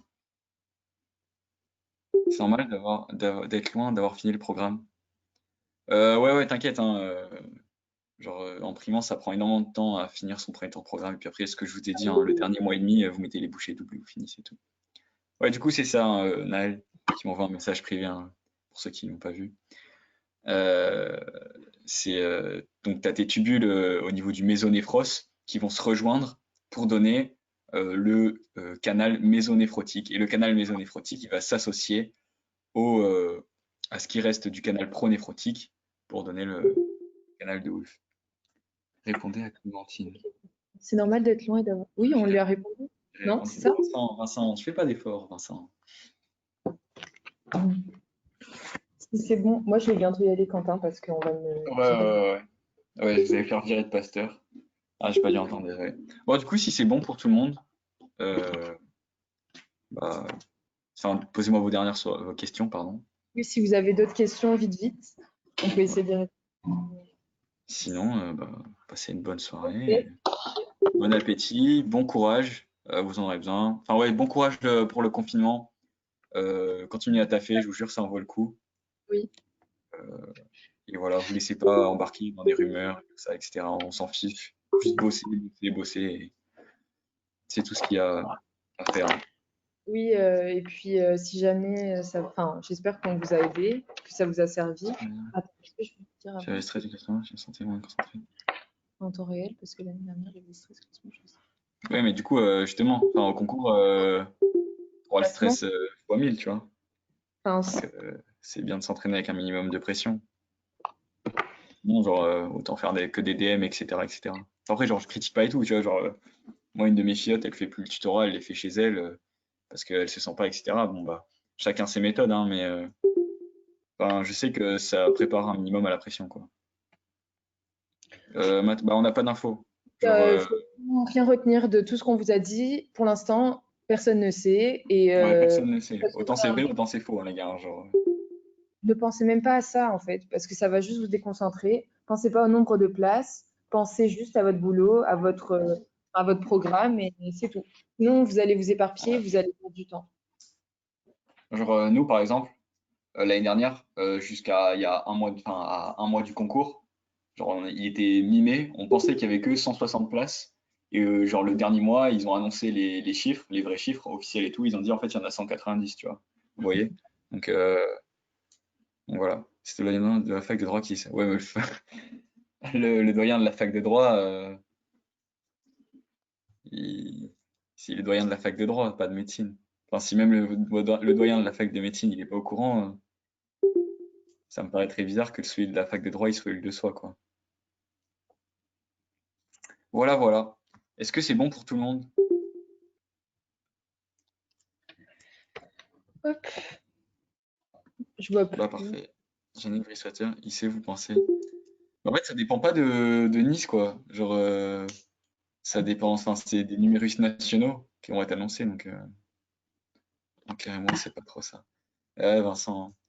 Mais Ah, je vois plus Perfect les. l'embryo. Si tu veux l'impressionner, Perfect l'embryo au concours. Après, je dis pas que ça marchera, mais Ouais. c'est un peu moins ça. Juste les dates, genre les jours en embryo, faut bien connaître. Les dates, en fait, faut savoir se situer, mais après, c'est pas le plus important. Enfin, elle fera jamais tomber des pièges en mode J1, J2 ou J3, J4. Oui, Voilà, c'est à peu voilà. près. Attends. Elle vous fera jamais un piège à un jour près, ça n'existe pas, ça, hein, parce que c'est pas aussi précis. Voilà, voilà. Parfait, on se revoit en P2. Ouais, Ben, il y a une SDR, il y a des SDR avant, enfin, des séances de révision qui seront avec la prof. Donc on se reverra même avant. Et mm. bah, je te le souhaite hein, de passer en P2, ma foi. Et voilà. Est-ce qu'il y a des lettres qui comptent? Ah, mais j'ai déjà répondu à ça dans le chat tout à l'heure quand Sacha parlait. Mais non, il n'y a pas de réponse magique. C'est dommage. Ah, ok, Ah, je comprenais pas la question. ouais, dans mon mode, tu mets tout le temps c'est non, non, il n'y a pas de réponse magique. Et ouais, il faut vraiment réfléchir en embryo. Ok, bon, moi je vais vous laisser. Je sais pas si tu veux continuer, Bah, Quentin. à part qu'il y a les dernières questions de dernière seconde, bah, je vais couper, je pense. Et pour d'autres profs, il y a des réponses magiques. Alors, plus Je- maintenant. Enfin, il y avait un prof l'année dernière qui est parti à la retraite cette année. Où oui, c'était eux la réponse magique. Genre, tout est faux. Il aimait bien ça. Ouais, Mais il est mais il n'y a parti à la retraite. pas de chance. Mais, hein? Pas de chance, il est 2P, parti. exact. Ouais, pas de Ouais, chance. c'est ça. 2P, ouais, la légende. Bon, bah voilà. Bah, déjà, merci de nous avoir écoutés. J'espère que ça a été clair. Ouais. Bon, allez, bisous tout le monde. Moi j'y vais, hein. Désolé, Quentin. Bisous Mais Claire, très bien. bisous, Et, bisous. et voilà. Bah ouais. Bon courage pour le confinement à tous. Bon confinement. Exactement. C'est le mot de la fin. Passez un bon confinement.